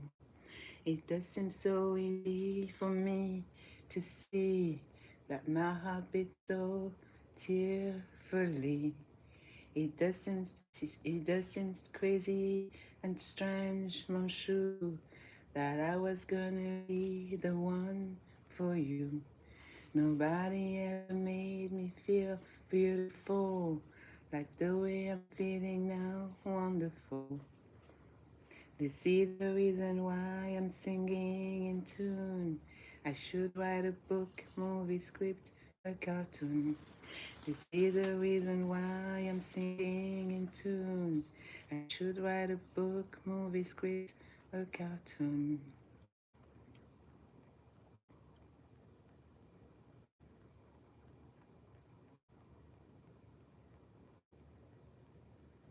It's so crazy. I wrote this song in 2009, and in 2021, I wrote a book. And one of the lyrics of the song, 12 years later, he says I should write a book, movie script, a cartoon. I always wanted, if someone plays my life story, that Nia Long be the lady that does my character, that plays my role. Life has always been treating me so good. Sometimes it feels sad, depends on my mood. They see the reason why I wrote this song, so everybody knows I wasn't wrong.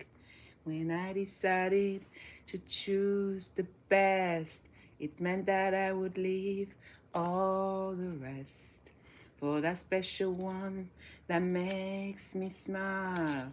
Every day I look at you down the aisle. They see the reason why I'm in. You are my love, best friend, number one fan, lover, my beloved. They see the reason why I'm singing in tune. I should write a book, movie script, a cartoon. They see the reason why I'm singing in tune. I should write a book, movie script, a cartoon. They see the reason why I'm singing in tune. I should write a book, movie script, a cartoon. Wish you could almost touch. With you, I could almost touch the sky, as if I had become a butterfly. From this day on, I make this promise.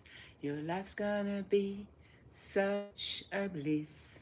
As long as you have me by your side, you will forever enjoy the ride. Nobody ever made me feel so alive. That's why I'm going to strive. Be the best I can be so you are proud. And tell everyone and scream out loud. They see the reason why I'm singing in tune. I should write a book, movie script, a cartoon. They see the reason why I'm singing in tune. I should write a book, movie script, a cartoon. They see the reason why I'm singing in tune. I should write a book, movie script, a cartoon. The song I wrote in 2009. I don't know how those lyrics were just just coming like that. And I wrote this song within 5, 10 minutes. Oh my goodness, I used to have inspiration when it comes to lyrics. And then I even had created a part for the man voice, the person that would be singing with me as a duo, as a duet. He would be the guy and he would say, "My baby Niyama, you brighten the stars. I will take away all of your scars. With me you will never ever get hurt. I'll always be there, I'll be your flirt. So you can smile, laugh, and be happy that Allah Almighty has chosen me. I'm here to stay, you already know. You are my princess, I am your beau. Nobody ever wrote a song for me, but today you have so beautifully. Nobody ever wrote a song for me. That's why I care about you wonderfully." I was so crazy back then. 2009, that was a song I wrote. Nobody ever wrote a song for me. That was the title I gave it.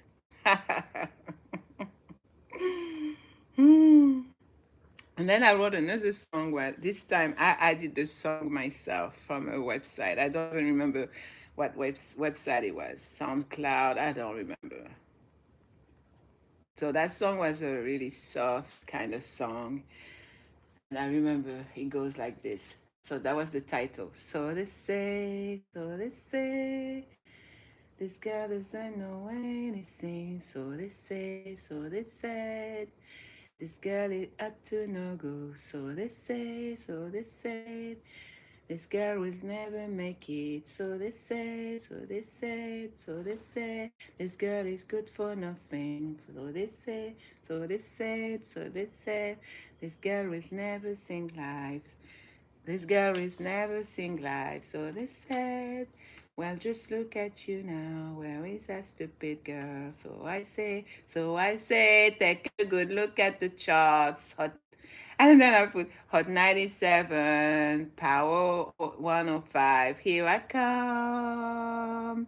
Listen to the radio. So I say, so they say, she must have slept here and there. You know how some people say, yeah, she slept with this guy, she slept with this person to go and climb the ladder and to be successful. That's what I wrote back in 2009. Oh my goodness. Wow. So in the lyrics, I put Hot 97, Power 105, here I come. Listen to the radio, so I say. So they said. She must have slept here and there, so they said. That's the only way she's up where she is. So they said. Well, I've got good news for you, so I say. And then I say, it's my time, it's my time, it's my time, it's my time. So I say, it's my time, it's my time. Oh my God. And then I say, it's my time, I will shine, it's my time, I will shine, it's my time, I will shine, it's my time, I will shine, it's my time, I will shine, it's my time, it's my time.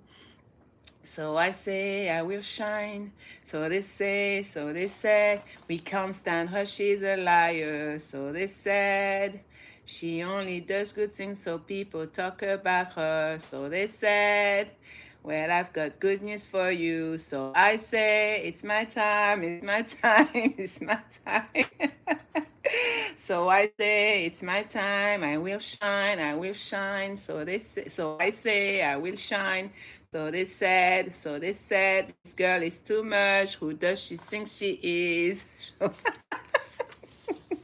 So they said, well, I say this was to you. So I say, no matter how much it hurts, no matter how much you want me to fail.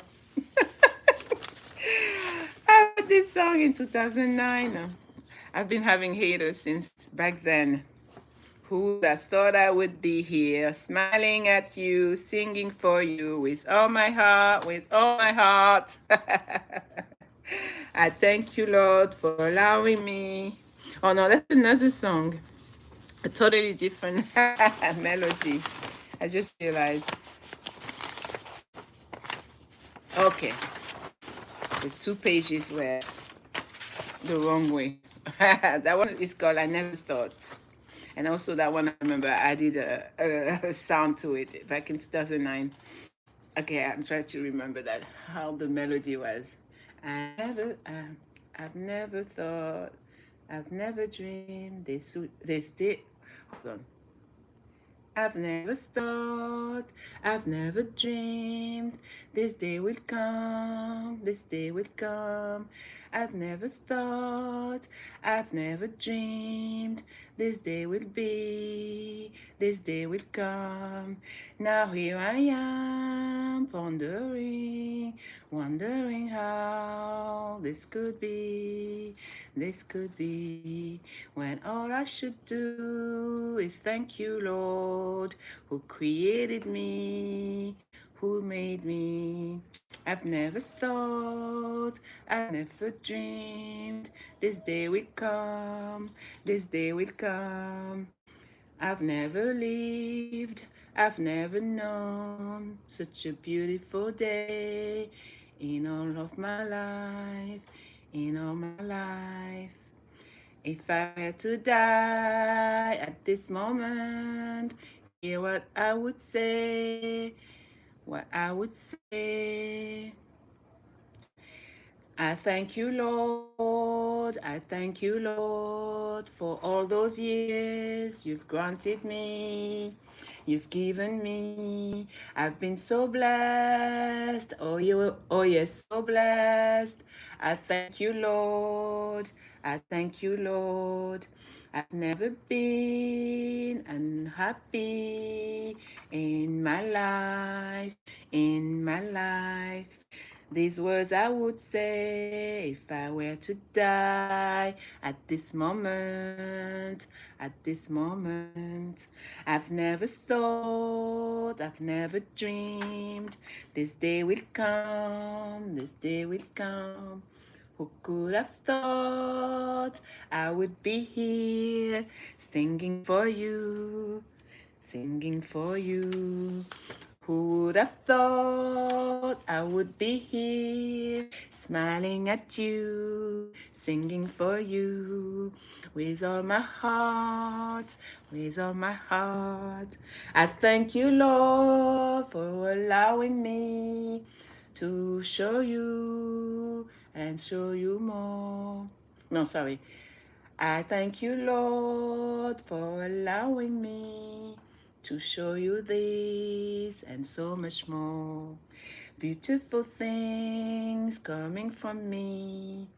Oh, my dear friends, how lucky you are, how blessed I am to have found you at this moment, at this moment. For I need you, I love you so. I thank you, Lord, I thank you, Lord, for giving me strength to be the best I can be at this moment in my life.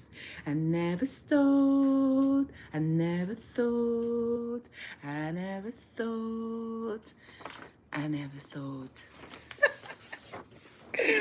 I haven't sung this song in 12 years. No, sorry, since 2009. 2009 is for what? How many years? 20 something years. Oh my Lord. Wow. And he just came back. As soon as I started seeing the lyrics. Yes, these were the days where Crazy Nyama wanted to be a singer, and those were the lyrics, the songs I wrote. Oh, okay. Turning. Random page from this book. I bought this book when I was doing a travel to different states for business events, conventions, and conferences. So that was bought in an airport library, work at a shop, inside the airport. And it was in 2009. Yes. 7 things he'll never tell you. I was learning all about men and relationship back then. And the page I just turned, I just stumbled across. God created sex. SEX. God created SEX to be a powerful experience that triggers extremely strong emotions. God created SEX to be a powerful experience that triggers extremely strong emotions. It was never meant to be an impersonal act. Yeah, that's why you have to be careful who you sleep with, because it's a transfer of energy, fluid, the sexual parts, but also energy. Like it or not, you become emotionally bonded to your sex partner.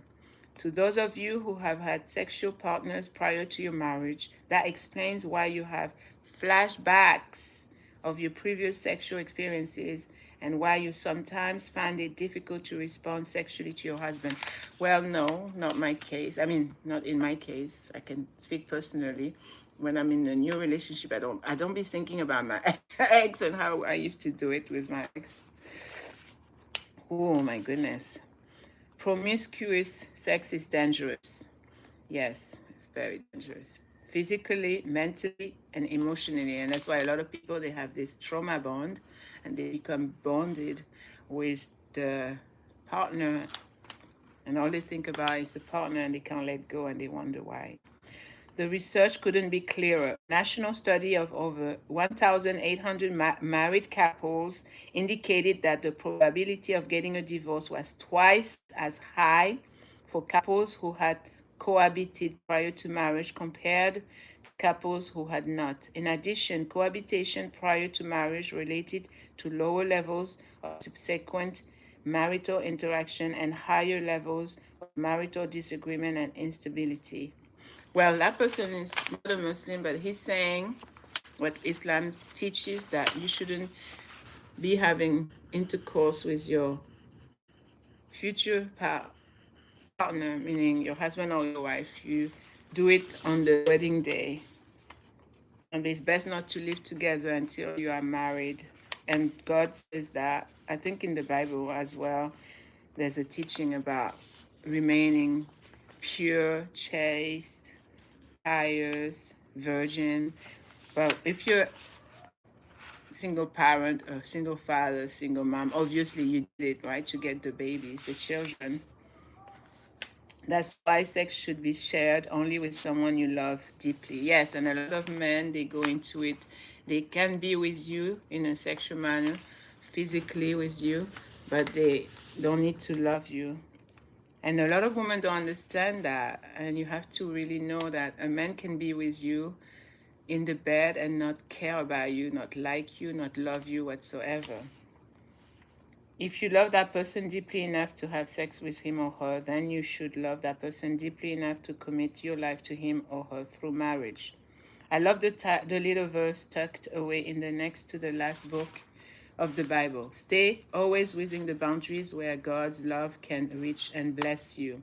Sexual faithfulness is not just about keeping your hands off out of some delightful cookie jar. It's about staying within the boundaries God has created for very good reasons. Somebody's here. Hey, sister, my amazing mod, Amatul Rahman, Lady Amatul Rahman. She says, Assalamu alaikum wa rahmatullahi wa barakatuh. Sister, love you. How are you? Welcome. Wa alaikum assalam wa rahmatullah. I'm responding in Arabic.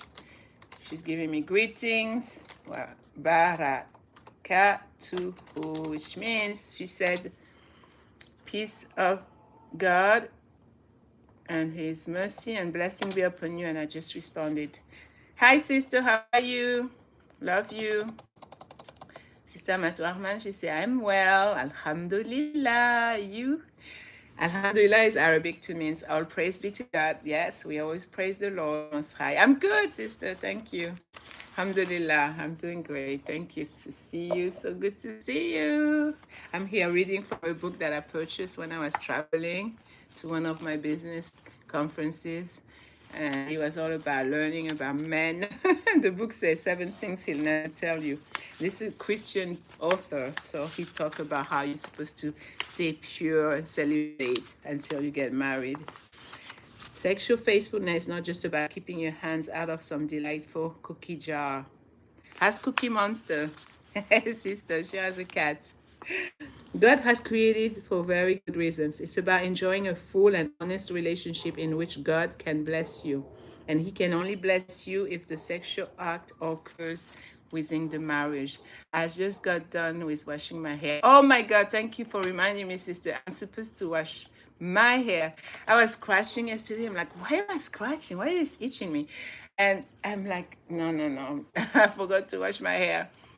I'm going to do it tomorrow. Thank you for reminding me. He's great. Cookie Monster is doing good. Your cat is doing good. Alhamdulillah. That's amazing. That's awesome. What did you eat for iftar today, sister, or yesterday? What did you have? How's the family? Thank you for being here. I've been ranting and talking for 3 hours now. It's good to see you, sis. Women need a reason for sex. Men only need a place. And they just need a small place. Some of them want to do it just in the car or in the staircase. It's been said that women need a reason for sex. Men only need a place. Men really need sex and are designed to need sex, to think about it and to pursue it. A physically healthy married man cannot be fulfilled without it. Exactly. Give it to him, okay?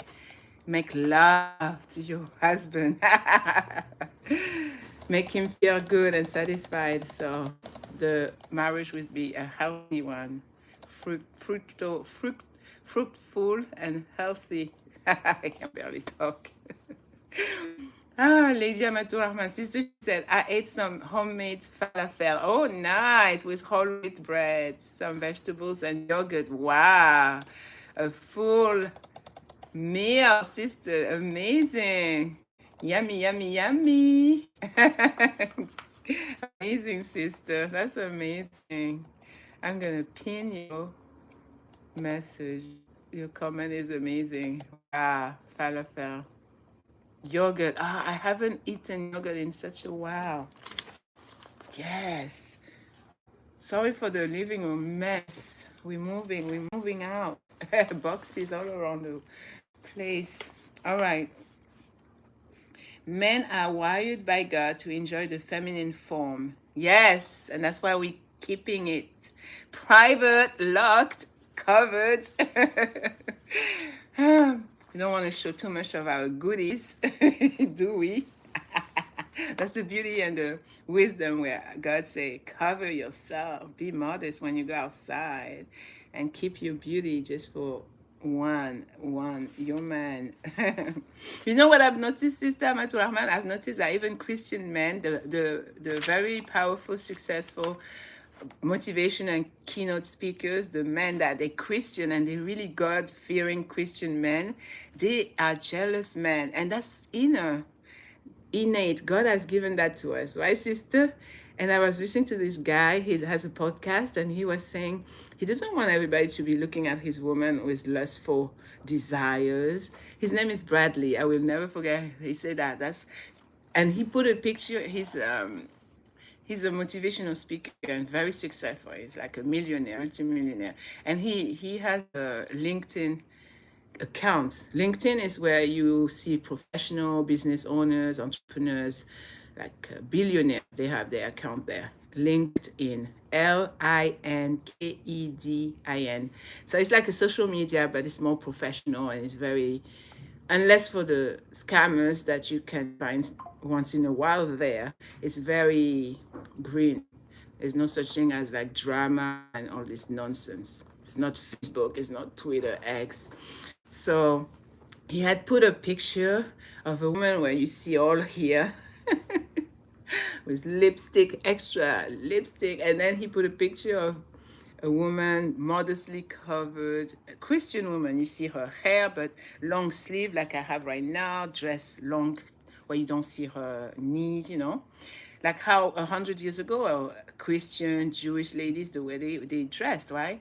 And he say, you think this is what we want, but actually that's what we want. And he was showing how actually men, the most majority of men, God-fearing men, who believe in God, who are Christian men, because he's a Christian man, he was saying that we don't want to see our woman showing her boobs or letting all out, and you know, where men are just lusting at her and like be taking picture of her, all her goodies, and masturbating over.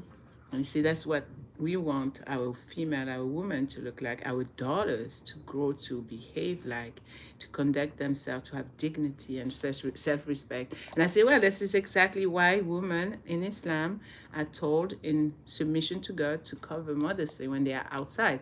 It's like when you see a candy is wrapped, right? You don't have the candy just already open. It's covered in a wrapping because it's precious, and you see the value of it. I mean, this is a analogy, you know, example you can get to explain for people that want to know why a Muslim woman, they all covered up, you can't see nothing. Oh, they must be oppressed. We can't see nothing except their eyes. Amaturahman, she said, I've been eating more fiber because of my PCOS. Yes, yes. Oh, you know LinkedIn, yes. You're building a portfolio on it. Oh, nice. I have 2 accounts there, but I'm rarely active. Today I even checked. I think I went there very briefly and I posted, I think, 2 or 3 things, or two pictures last night. I get overwhelmed with all these social media platforms, and I keep saying, okay, I'm going to be more active on it, but I'm not that great. So that's why I keep mainly I'm on YouTube, because it's too much. I can't do it. I even joined Up Scroll, you know, the Palestinian owned new app, but I'm barely there, and I've been checking earlier. I keep getting notification. He's reminded, the app is reminding me, come on, we miss you, go come back, Niama. And I was there earlier, and I saw a lot of people like have already followed me, but I'm not following most of them. It's just men, a lot of men in there. So I just followed some of them that I see they're serious, they're all about professional attitude, behavior, but a lot of them I've noticed is just when they see the woman out, they want to right away to go and follow, and you know, from not so halal interaction, and I'm not about to go there to start interacting with some of these men. I'm all about business. You already know, girl. Women's clothing these days is disgusting. It makes me nauseous. This is why I prefer the 2000s Pakistani silhouette. Are you back on Discord? No, I haven't put the Discord back. I'm going to put it because you ask. Because you're asking. And I miss talking to you also. I'm going to put it back. I'm going to put it back. Yes, I'm going to put it back. It's just that I'm not so good with always being on these apps. And Discord was very challenging for me to use, but I'm gonna do it because then I can talk to you, I can chat with you. Yes, that was a book I had a few years back. Very interesting. What your man fears more than anything else is how you may be doing that very thing in subtle ways. I told you I didn't want to go.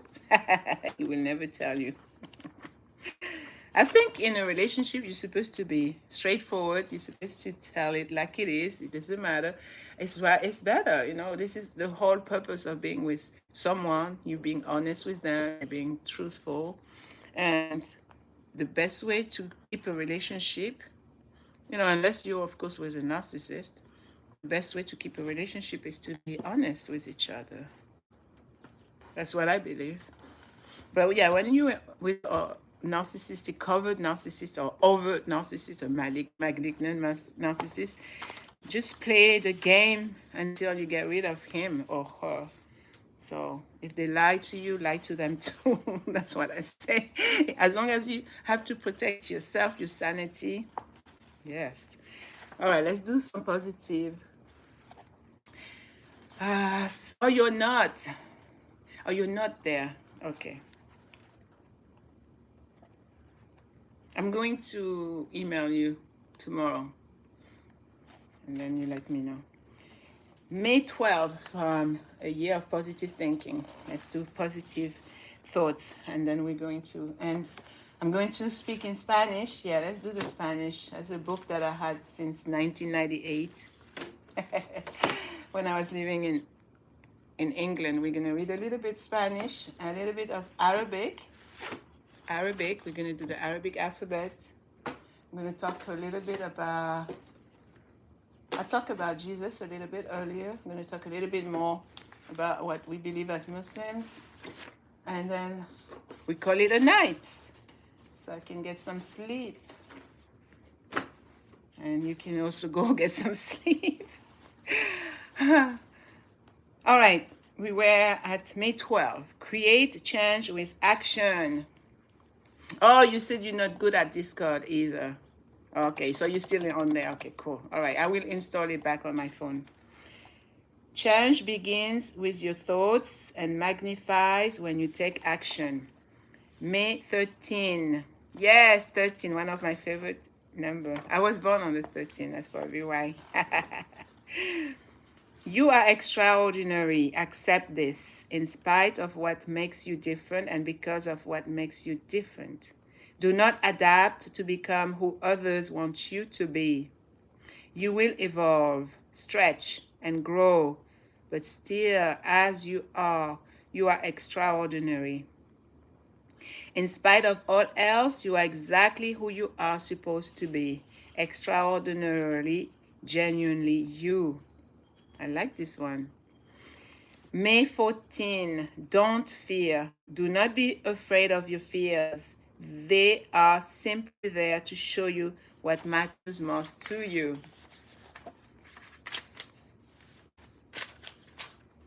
What is this? Oh, they put this inside the book. The author of the book put that in there. May 15. I haven't read that book in a long time. I have so many books. Be courageous enough to be yourself. If you are courageous enough to be yourself in a world filled with the expectations of others, you will live a life with more joy, pleasure, and contentment, and a hell of a lot less regret. Absolutely. May 16. If not now, when? One day you will wake up and decide that now is the time. The question is, what will it finally be the time for? Write down this question to remind yourself what you've been waiting to do, see, or become in this lifetime. Acknowledge that now is the time. And then make that shit happen. Excuse my French. May 17. You know I don't like cursing. I don't like saying bad words. Even when I was living in South of France, I never said bad words. Sisters, what did you eat for iftar? Oh, for iftar, I made some rice yesterday at 5 in the morning. Was it 5? Yeah, around 5-ish. So that's what I ate today. I ate that with vegetables. I made a stew. Oh, it was so delicious. Even my 19-year-old, Mikhail, my son, he even asked me, Mommy, how did you make that sauce? It's so good. So I was in a rush. I'd say salt and pepper, some seasoning, oregano, and I left. So it was cabbage. The cabbage makes it taste so good. Sister, do you like cabbage? So it was cabbage, potato, carrots, and onions. And I did put salt and pepper and some of the herbs. It tastes so good. It's like you can eat it by itself, just the stew by itself. Or you can eat it with white rice. So that's what I ate. Or you can eat it with spaghetti or linguine. And I made that for my teenage son, for Eddie. So I made him linguine with the stew. Or you can make like a tortilla wrap and add that stew and just eat it like that. So good. Or couscous. I think you could also do it with couscous. So for iftar, I had 3 bottle of coconut water. I was so thirsty. I drank water. I'm about to enjoy when I finish the live because I don't want you to see me snacking on this. It's not so ladylike. It doesn't look so pretty, you know, when you eat sunflower seed. So I'm gonna do that while I listen to some YouTube content creator. And I think I'm gonna stay up. Yeah, just like last night, I stayed up. I love staying up during Ramadan. It's so peaceful. It's like you really truly feel all the angels. They are all sitting with you. I was listening to some Quran. I fell asleep after I've prayed Fajr. I fell asleep for about 2 hours and I woke up. So I listened to the Quran. What else? What else I did? What else? What else? What else?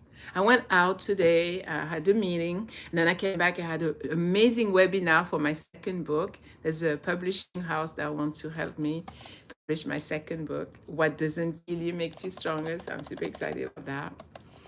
And that's it. That's it. I didn't have much food today. I highly recommend adding more lentils. Thank you. I'm gonna do lentils.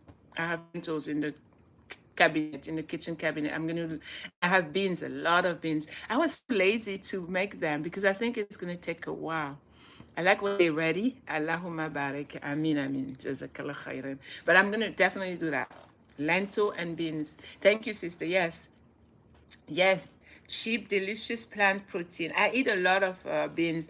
All these 3 weeks I had beans, but they were already cooked and made. So all I had to do is just warm them in the microwave. But I'm doing the from scratch. I'm definitely going to cook them tomorrow. Thank you for reminding me. So I'm going to do lentils, beans, and wash my hair. Thank you, sister, for reminding me. Sister Maturama, she said, I like to cook a big batch and freeze them. I used to do that a lot, sister. I used to do that a lot. When I was working like every single day, that's what I used to do.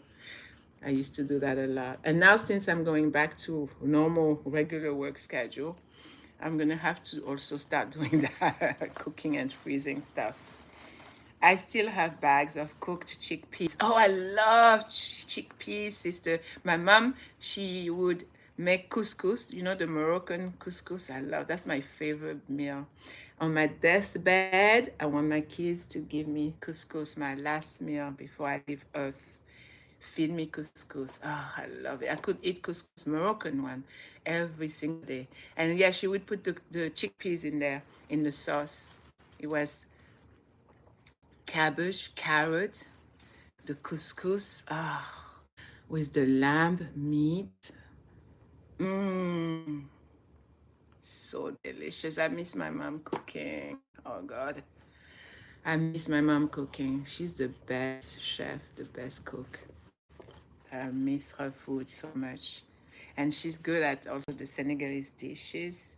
Cheboujen, poulet yassa. Yes, I miss my mom's cooking. Oh, you're so fortunate, sister. You're right there with your parents. You're with your family. I miss my mom cooking. I spoke to her and my dad today and one of my little sisters. Yeah, family is everything. Family is everything. Thank you, sister. I'm definitely going to do that. Definitely, inshallah. Yeah.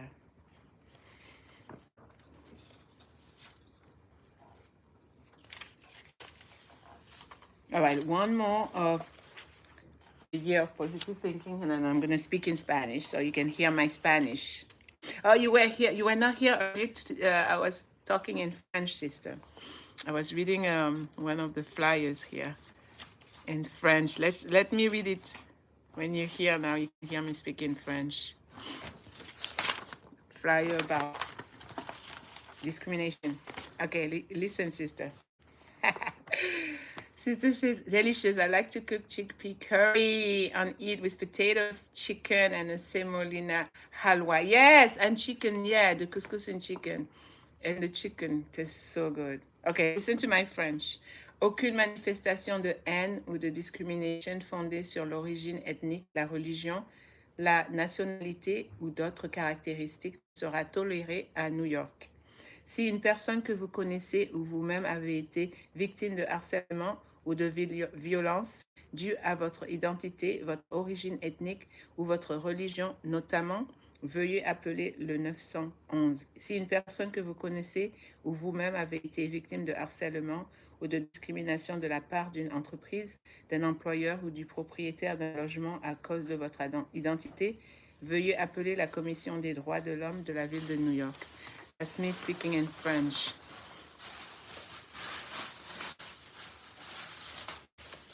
Oh, that's my daughter. You still not in bed? Yeah. You good? Yeah, I just do my hair. Okay. My daughter, my first child, my baby, my 24-year-old baby. All right, one more and then we're going to do Spanish. May 17, empowering others. Yes, that's why I'm here on this channel, Learn with Nia Show, to empower you, to inspire you, to uplift you so you can live your best life. Be the best version of yourself, one day at a time. Empower others to shine more brightly. Be kind, especially when it's most difficult. Believe in humanity, show compassion, and demonstrate empathy. Forgive others. What, Lady Amatorama, what do you say, sister? I understand only train station German saying that means I understand nothing. Ja. Da. Ja is German for yes. Da is yes in Russian. Naam, that's in Arabic, yes. Oui in French. Si, español. And si, italiano también. Non parlo italiano. I said I don't speak Italian. I want to really speak Arabic. Oh my God, if I was able to, if my son could go to live with his father, like next year for the whole year, I go to Morocco and I learn Arabic for a whole year. That's my dream. Han in Urdu. Nice. Thank you. Shukriya. Leave time. Oh yeah, one more.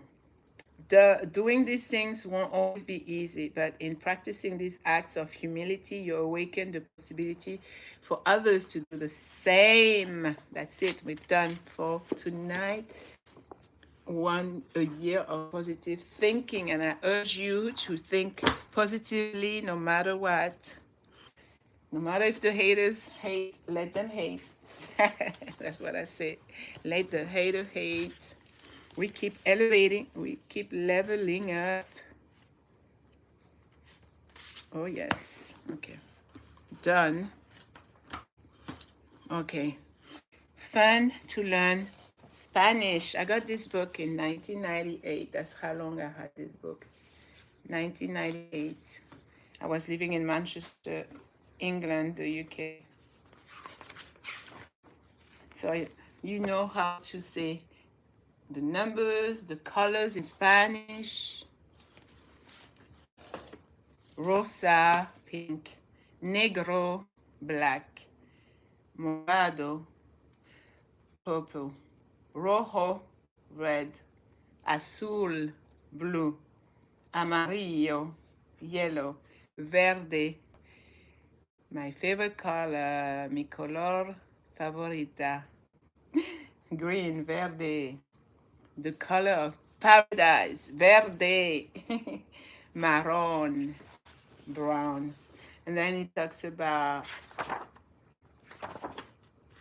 different words in Spanish. You have the vocabulary dictionary at the end. Let's see if there is a page about how to have a conversation and things to know that is easy to learn. Like, hi, how are you? I'm sure they have it. I haven't opened this book in so long. Yes, it's right here near the end. Okay. Fun way to learn Spanish. Hola, ¿qué tal está? Hello, how are you in Spanish? Perdón, excuse me. Adios, hasta luego, or hasta la vista in Terminator. That means goodbye, see you soon, hasta luego. How old are you? ¿Cuántos años tiene? ¿Cuántos años tiene? ¿Cuántos años tiene? How old are you? Tengo 52 años. I am 52. I am 90 years old. Wow, that guy is old. Tengo 90 años. What's your name? That's easy. ¿Cómo se llamas? ¿Cómo se llamas? ¿Cómo se llama? ¿Cómo te llamas? ¿Cómo se llama? What time it is? ¿Qué hora es, por favor? What time it is? What time is it, please? ¿Qué hora es, por favor? It's 6 o'clock. Son las 6. Las 6. If you want to say it's 2 o'clock, son las 2.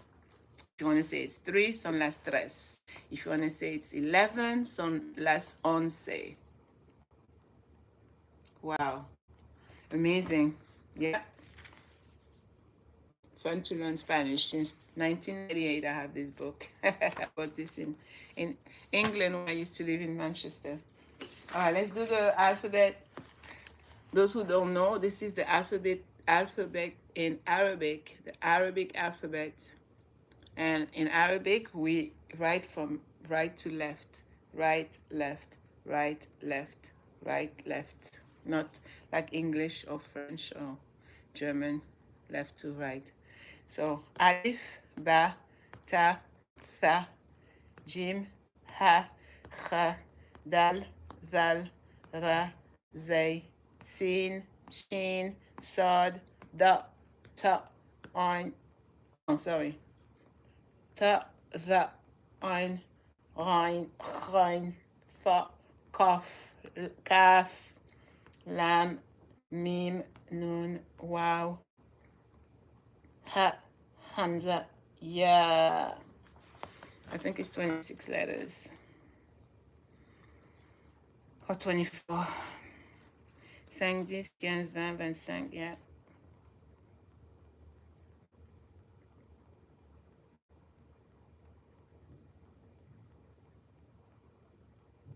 Beautiful. I love it. 26 letters.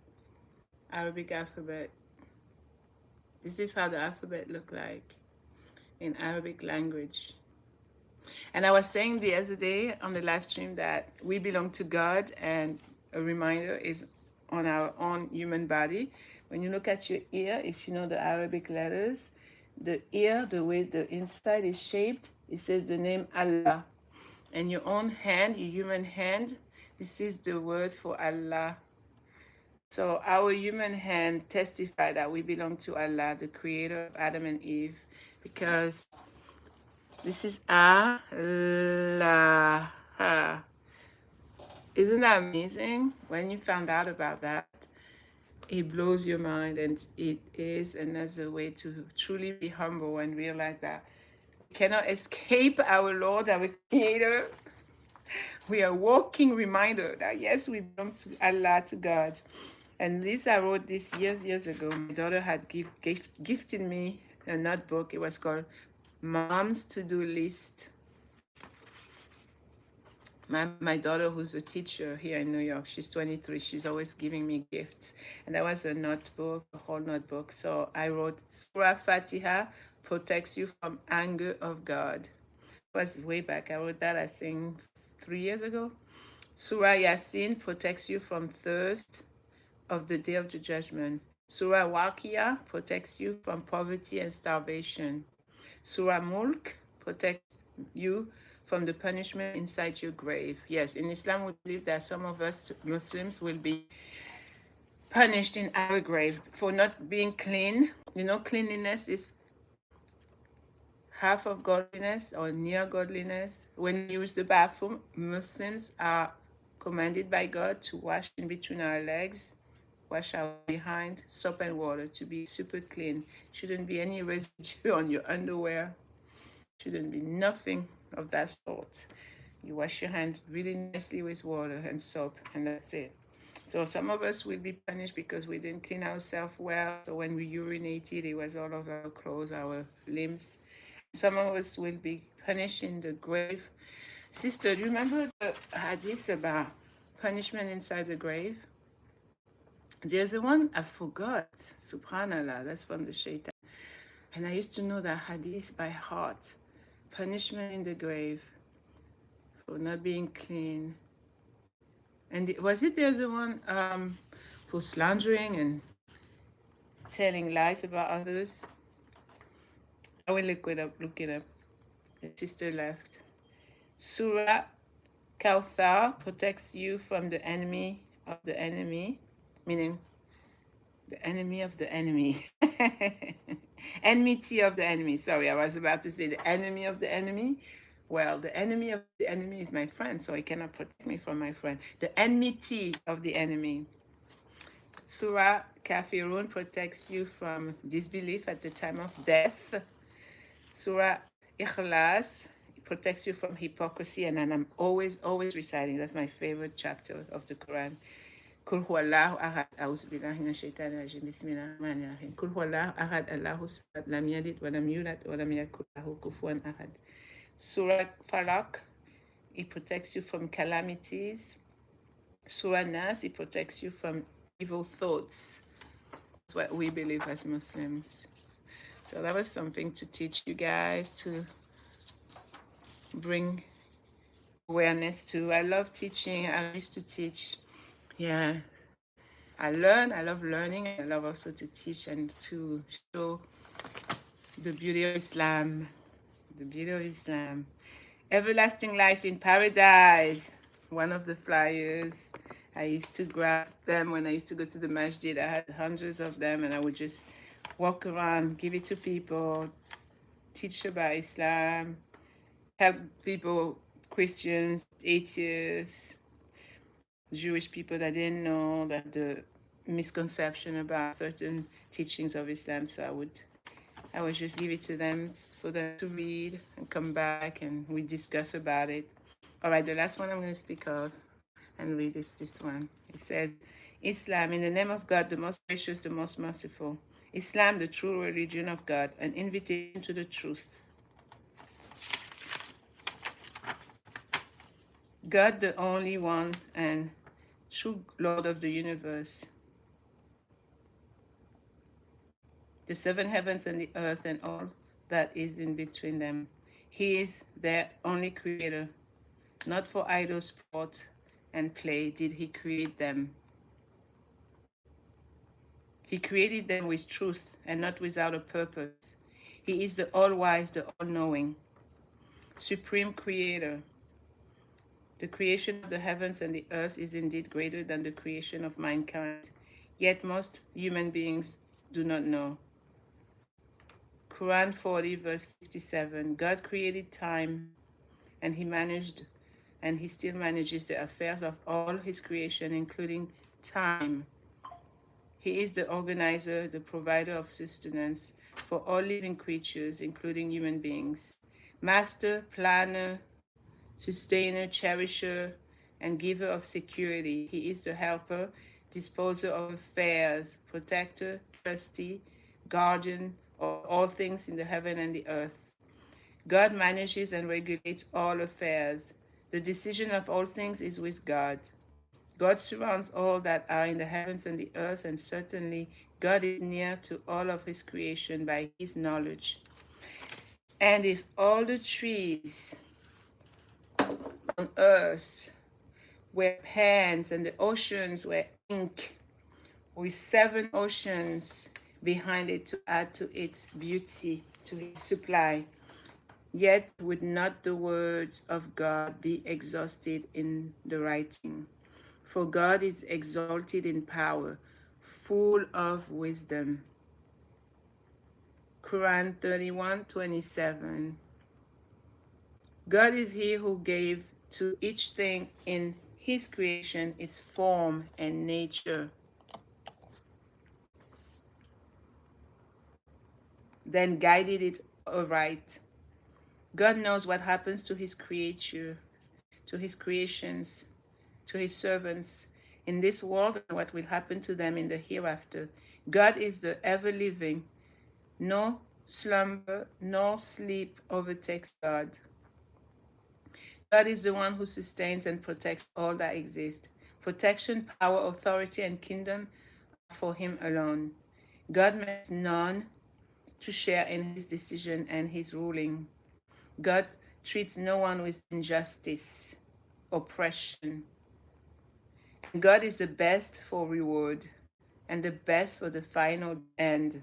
God is the most forgiving, the most merciful, the most gracious, and the most beneficent. God is the owner of majesty and honor. All that are in the heavens and the earth entreats him. Every day he exercises universal power. Quran 55 verse 29. Nothing in the heavens and on earth is hidden from God. God encompasses all things. God sees and hears everything. Right now, God sees and hears what I'm saying, what I'm doing. God knows every word spoken in the heavens and on the earth. God is the all-hearer and the all-knower. God is witness over all things, and God is never forgetful. God sees the good and God sees the evil deeds and hears the good and the evil talk of human beings. And God knows what is in their hearts, good or evil. God knows what has happened in the universe, what will happen in the universe, and how it will happen. Nothing happens in the universe except by God's will and his command, whether it is good or bad. For example, fires, hurricanes, tornadoes, earthquakes, floods, people dying, animals dying. God knows all of these things. God is he who gives life and is also he who causes death. He sends down abundant rain from the clouds to the earth, and God also causes it to give life to the earth after its death. And God is the one that produces from it crops and vegetation, cultivation for the sustenance of all living creatures, human beings, animals, plants, trees, birds. The rising and setting of the sun, the alternation of night and day are for the benefit of humanity. God, it is he who has made the night for you so you can rest and sleep, and he has made the day for you so you can see. Truly, God is full of bounty to mankind. Yet most of human beings don't even give thanks to God. They are not grateful to God. Quran 40, verse 61. God is he who has made for you the earth for your place to dwell, to live, to reside on, and the sky as a canopy. And God has given you shape as human beings. You have a head, two arms, two hands, legs, feet. He made your shape looking good, beautiful, and God provided you with good things: money, family, friends, skills, talents, fame, and fortune. God is the one that has given you all these cars, houses, horses, gold and silver. That is God, your Lord. So blessed be God, the Lord of mankind, the God of the demons and devils, the jinns, and all that exist, the God of the angels. Quran 40, verse 64. No human being is originated in the female womb or is born without God's command, God's permission. Nobody is born without God's permission. God is all-knower of every creation. God brought mankind to old age and to weakness after strength. So we become strong in our youth, our adulthood, and when we age and become older, we become weak, and that's by God's permission. Verily, his command when he says something, to say a thing, is only to say be, and it is. Quran chapter 36, verse 82. He's able to do everything that he wants, that he wills, and he chooses. God creates every moving creature, living creature, and God is in need of nobody. no creatures he is in need of. All creatures depend on God for all they need. Glory be to him who has created all the pairs of that which the earth produces, as well as their own humankind, male and female, and of that which they even don't know and they don't see with their naked eyes. Quran chapter 36, verse 36. He created what he wills. He creates what he wants, and God is able to do all things. He knows best all human beings that are in the heavens and on earth. God has encompasses all mankind. God is the all-hearer and the all-knower. Everything that is made use of on the earth, it is because God has provided it. Human beings do not create anything. They manufacture, they make with their own hands. But everything is originated by God, from God. Through the mind and creativity of man is when human beings make things. Cars, buildings, airplanes, trains, buses. God created everything on the earth for the benefit of humanity, but this is unknown to man. God constantly adds new things to his creation. Everything in the universe belongs to God. We belong to God. We human beings, we do belong to God.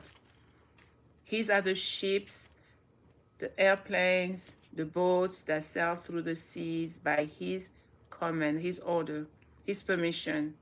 Nothing moves except God has allowed it to move. Not even when you choose to wake up. That's because God has allowed you to wake up, to get out of bed or out of your sofa or your chair. To him belongs the kingdom of the heavens and the earth. He is the true king. God is the true king. God is the Lord of the heavens and the earth and all that is between them. The Almighty, the oft-forgiving. God forgives very much. He forgives over and over and over again. Quran chapter 38, verse 66. God is the Lord of the supreme throne. Nobody is with God. He's by himself. He's no helper, no children, no wife, no counselor, no associate, no partner. His throne extends over the seventh heaven. And God is independent and separate from his creation. He doesn't reside, he's not inside the earth, he's not in his creation. He's not everywhere, but his knowledge is everywhere because he knows everything. God will inherit the earth and whatsoever is the rain. He is the only true God of the heavens and the earth and all that is between them. In the hands of God is the dominion of all things. God has no partner, he has no wife, he has no son, he has no daughter, he neither gives birth, and he was not born either. He doesn't eat, he doesn't drink. He is eternally bestowed by all and has no beginning and no end, and no one is equal to God. He is the eternal, he is absolute. That's my job texting me. I'll check it later. None has the right to be worshipped but God alone. He is the only God to be worshipped in the heavens and the only God to be worshipped on the earth. Even if there's false idols and deities that are worshipped by people, he's the only one worthy to be worshipped. No one has the right to be supplicated, invoked, prayed to, or shown any act of worship but God alone. And he is the all-wise and the all-knower. He knows everything, absolutely everything. You cannot hide anything from God, even if you wanted to. And you can hide in the darkest of darkest night. He will still see you and he will still know what you are doing. Glorified and exalted be God above all that they associate as partners with him. He is free from what they attribute unto him. He doesn't resemble, doesn't look like anything you can imagine. Looks like a human or is a human being. Nothing in his creation is similar or co-equal or comparable to him. There is nothing like God. God, he is the all-hearer. He hears everything. He's the all-seer. He sees everything. Glorified be God. He is the Lord of the two easts and the Lord of the two wests. He is almighty, the most gracious, the most beneficent, the forgiving, and the most merciful. He forgives all sins. So turn back to your Lord and ask him. Ask for his forgiveness because he forgives all sins and he doesn't need anybody in between to forgive you. He can hear your prayer. Talk to him directly. Go to him directly, not through someone else to God. God is more merciful to his creatures than a mother to her own child baby. God, there is no God but he, the living, the self-subsisting, eternal. No slumber can seize him, nor sleep. God doesn't sleep. If he had slept even for a nanosecond, this earth, this universe will crash. His are all things in the heaven and on earth. Who is there that can intercede in his presence, except if he wants to, and he permits it, allows it. He knows exactly what appeared to his creature, as before and after or behind them. Nor shall they encompass anything of his knowledge, except what he wants them to know. His throne extends over the heavens and the earth, and he feels no fatigue. He's never tired to guard the heavens and the earth. And also he preserves them. For he is the Most High, the Supreme in glory. That's chapter 2 of the Quran, verse 255. 255, Ayatul Kursi. All right, I think I'm done. I talk so much. I hope that message about Islam has helped you. I hope what I have said has uplifted you, has encouraged you, has motivated you to go out there, to make a difference, to be of service, to be a blessing to someone tomorrow. Be a blessing to someone tomorrow, okay? What day is tomorrow? I'm looking at my computer. Thursday. Okay. Thursday, February 26, 2026. I want you to write 3 things on a piece of paper, okay? You're going to write the name of a person that you really care about. And when you write the name, I want you to read it out loud and close your eyes and think about that person. So you write it down, the name of one person that you care about, that you love. Number 2, I want you to write down one thing that you love about you. Just one thing. I know there's many things you love about yourself. Just one. And read it out loud again. And inhale, exhale, and be grateful that you love this about you. And the 3rd thing I want you to write is what you are going to do to bless someone else. Okay?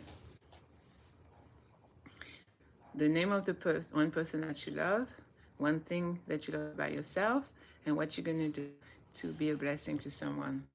Help one person every day, remember? All right. I'm gonna go. It's what? It's 1 o'clock here in New York City. 1:20 a.m. I think that's it. I was looking here. Yes, that's it for today. I talked about different topics. I shared with you a lot about myself. So kind of reintroducing myself and to those new subscribers so they know me a little bit more, a little bit of my story, my journey, how I arrived here in America, from Africa to Europe, and my future goals, aspirations is to continue making a difference, leaving a positive impact before I return back to my creator, before I passed away.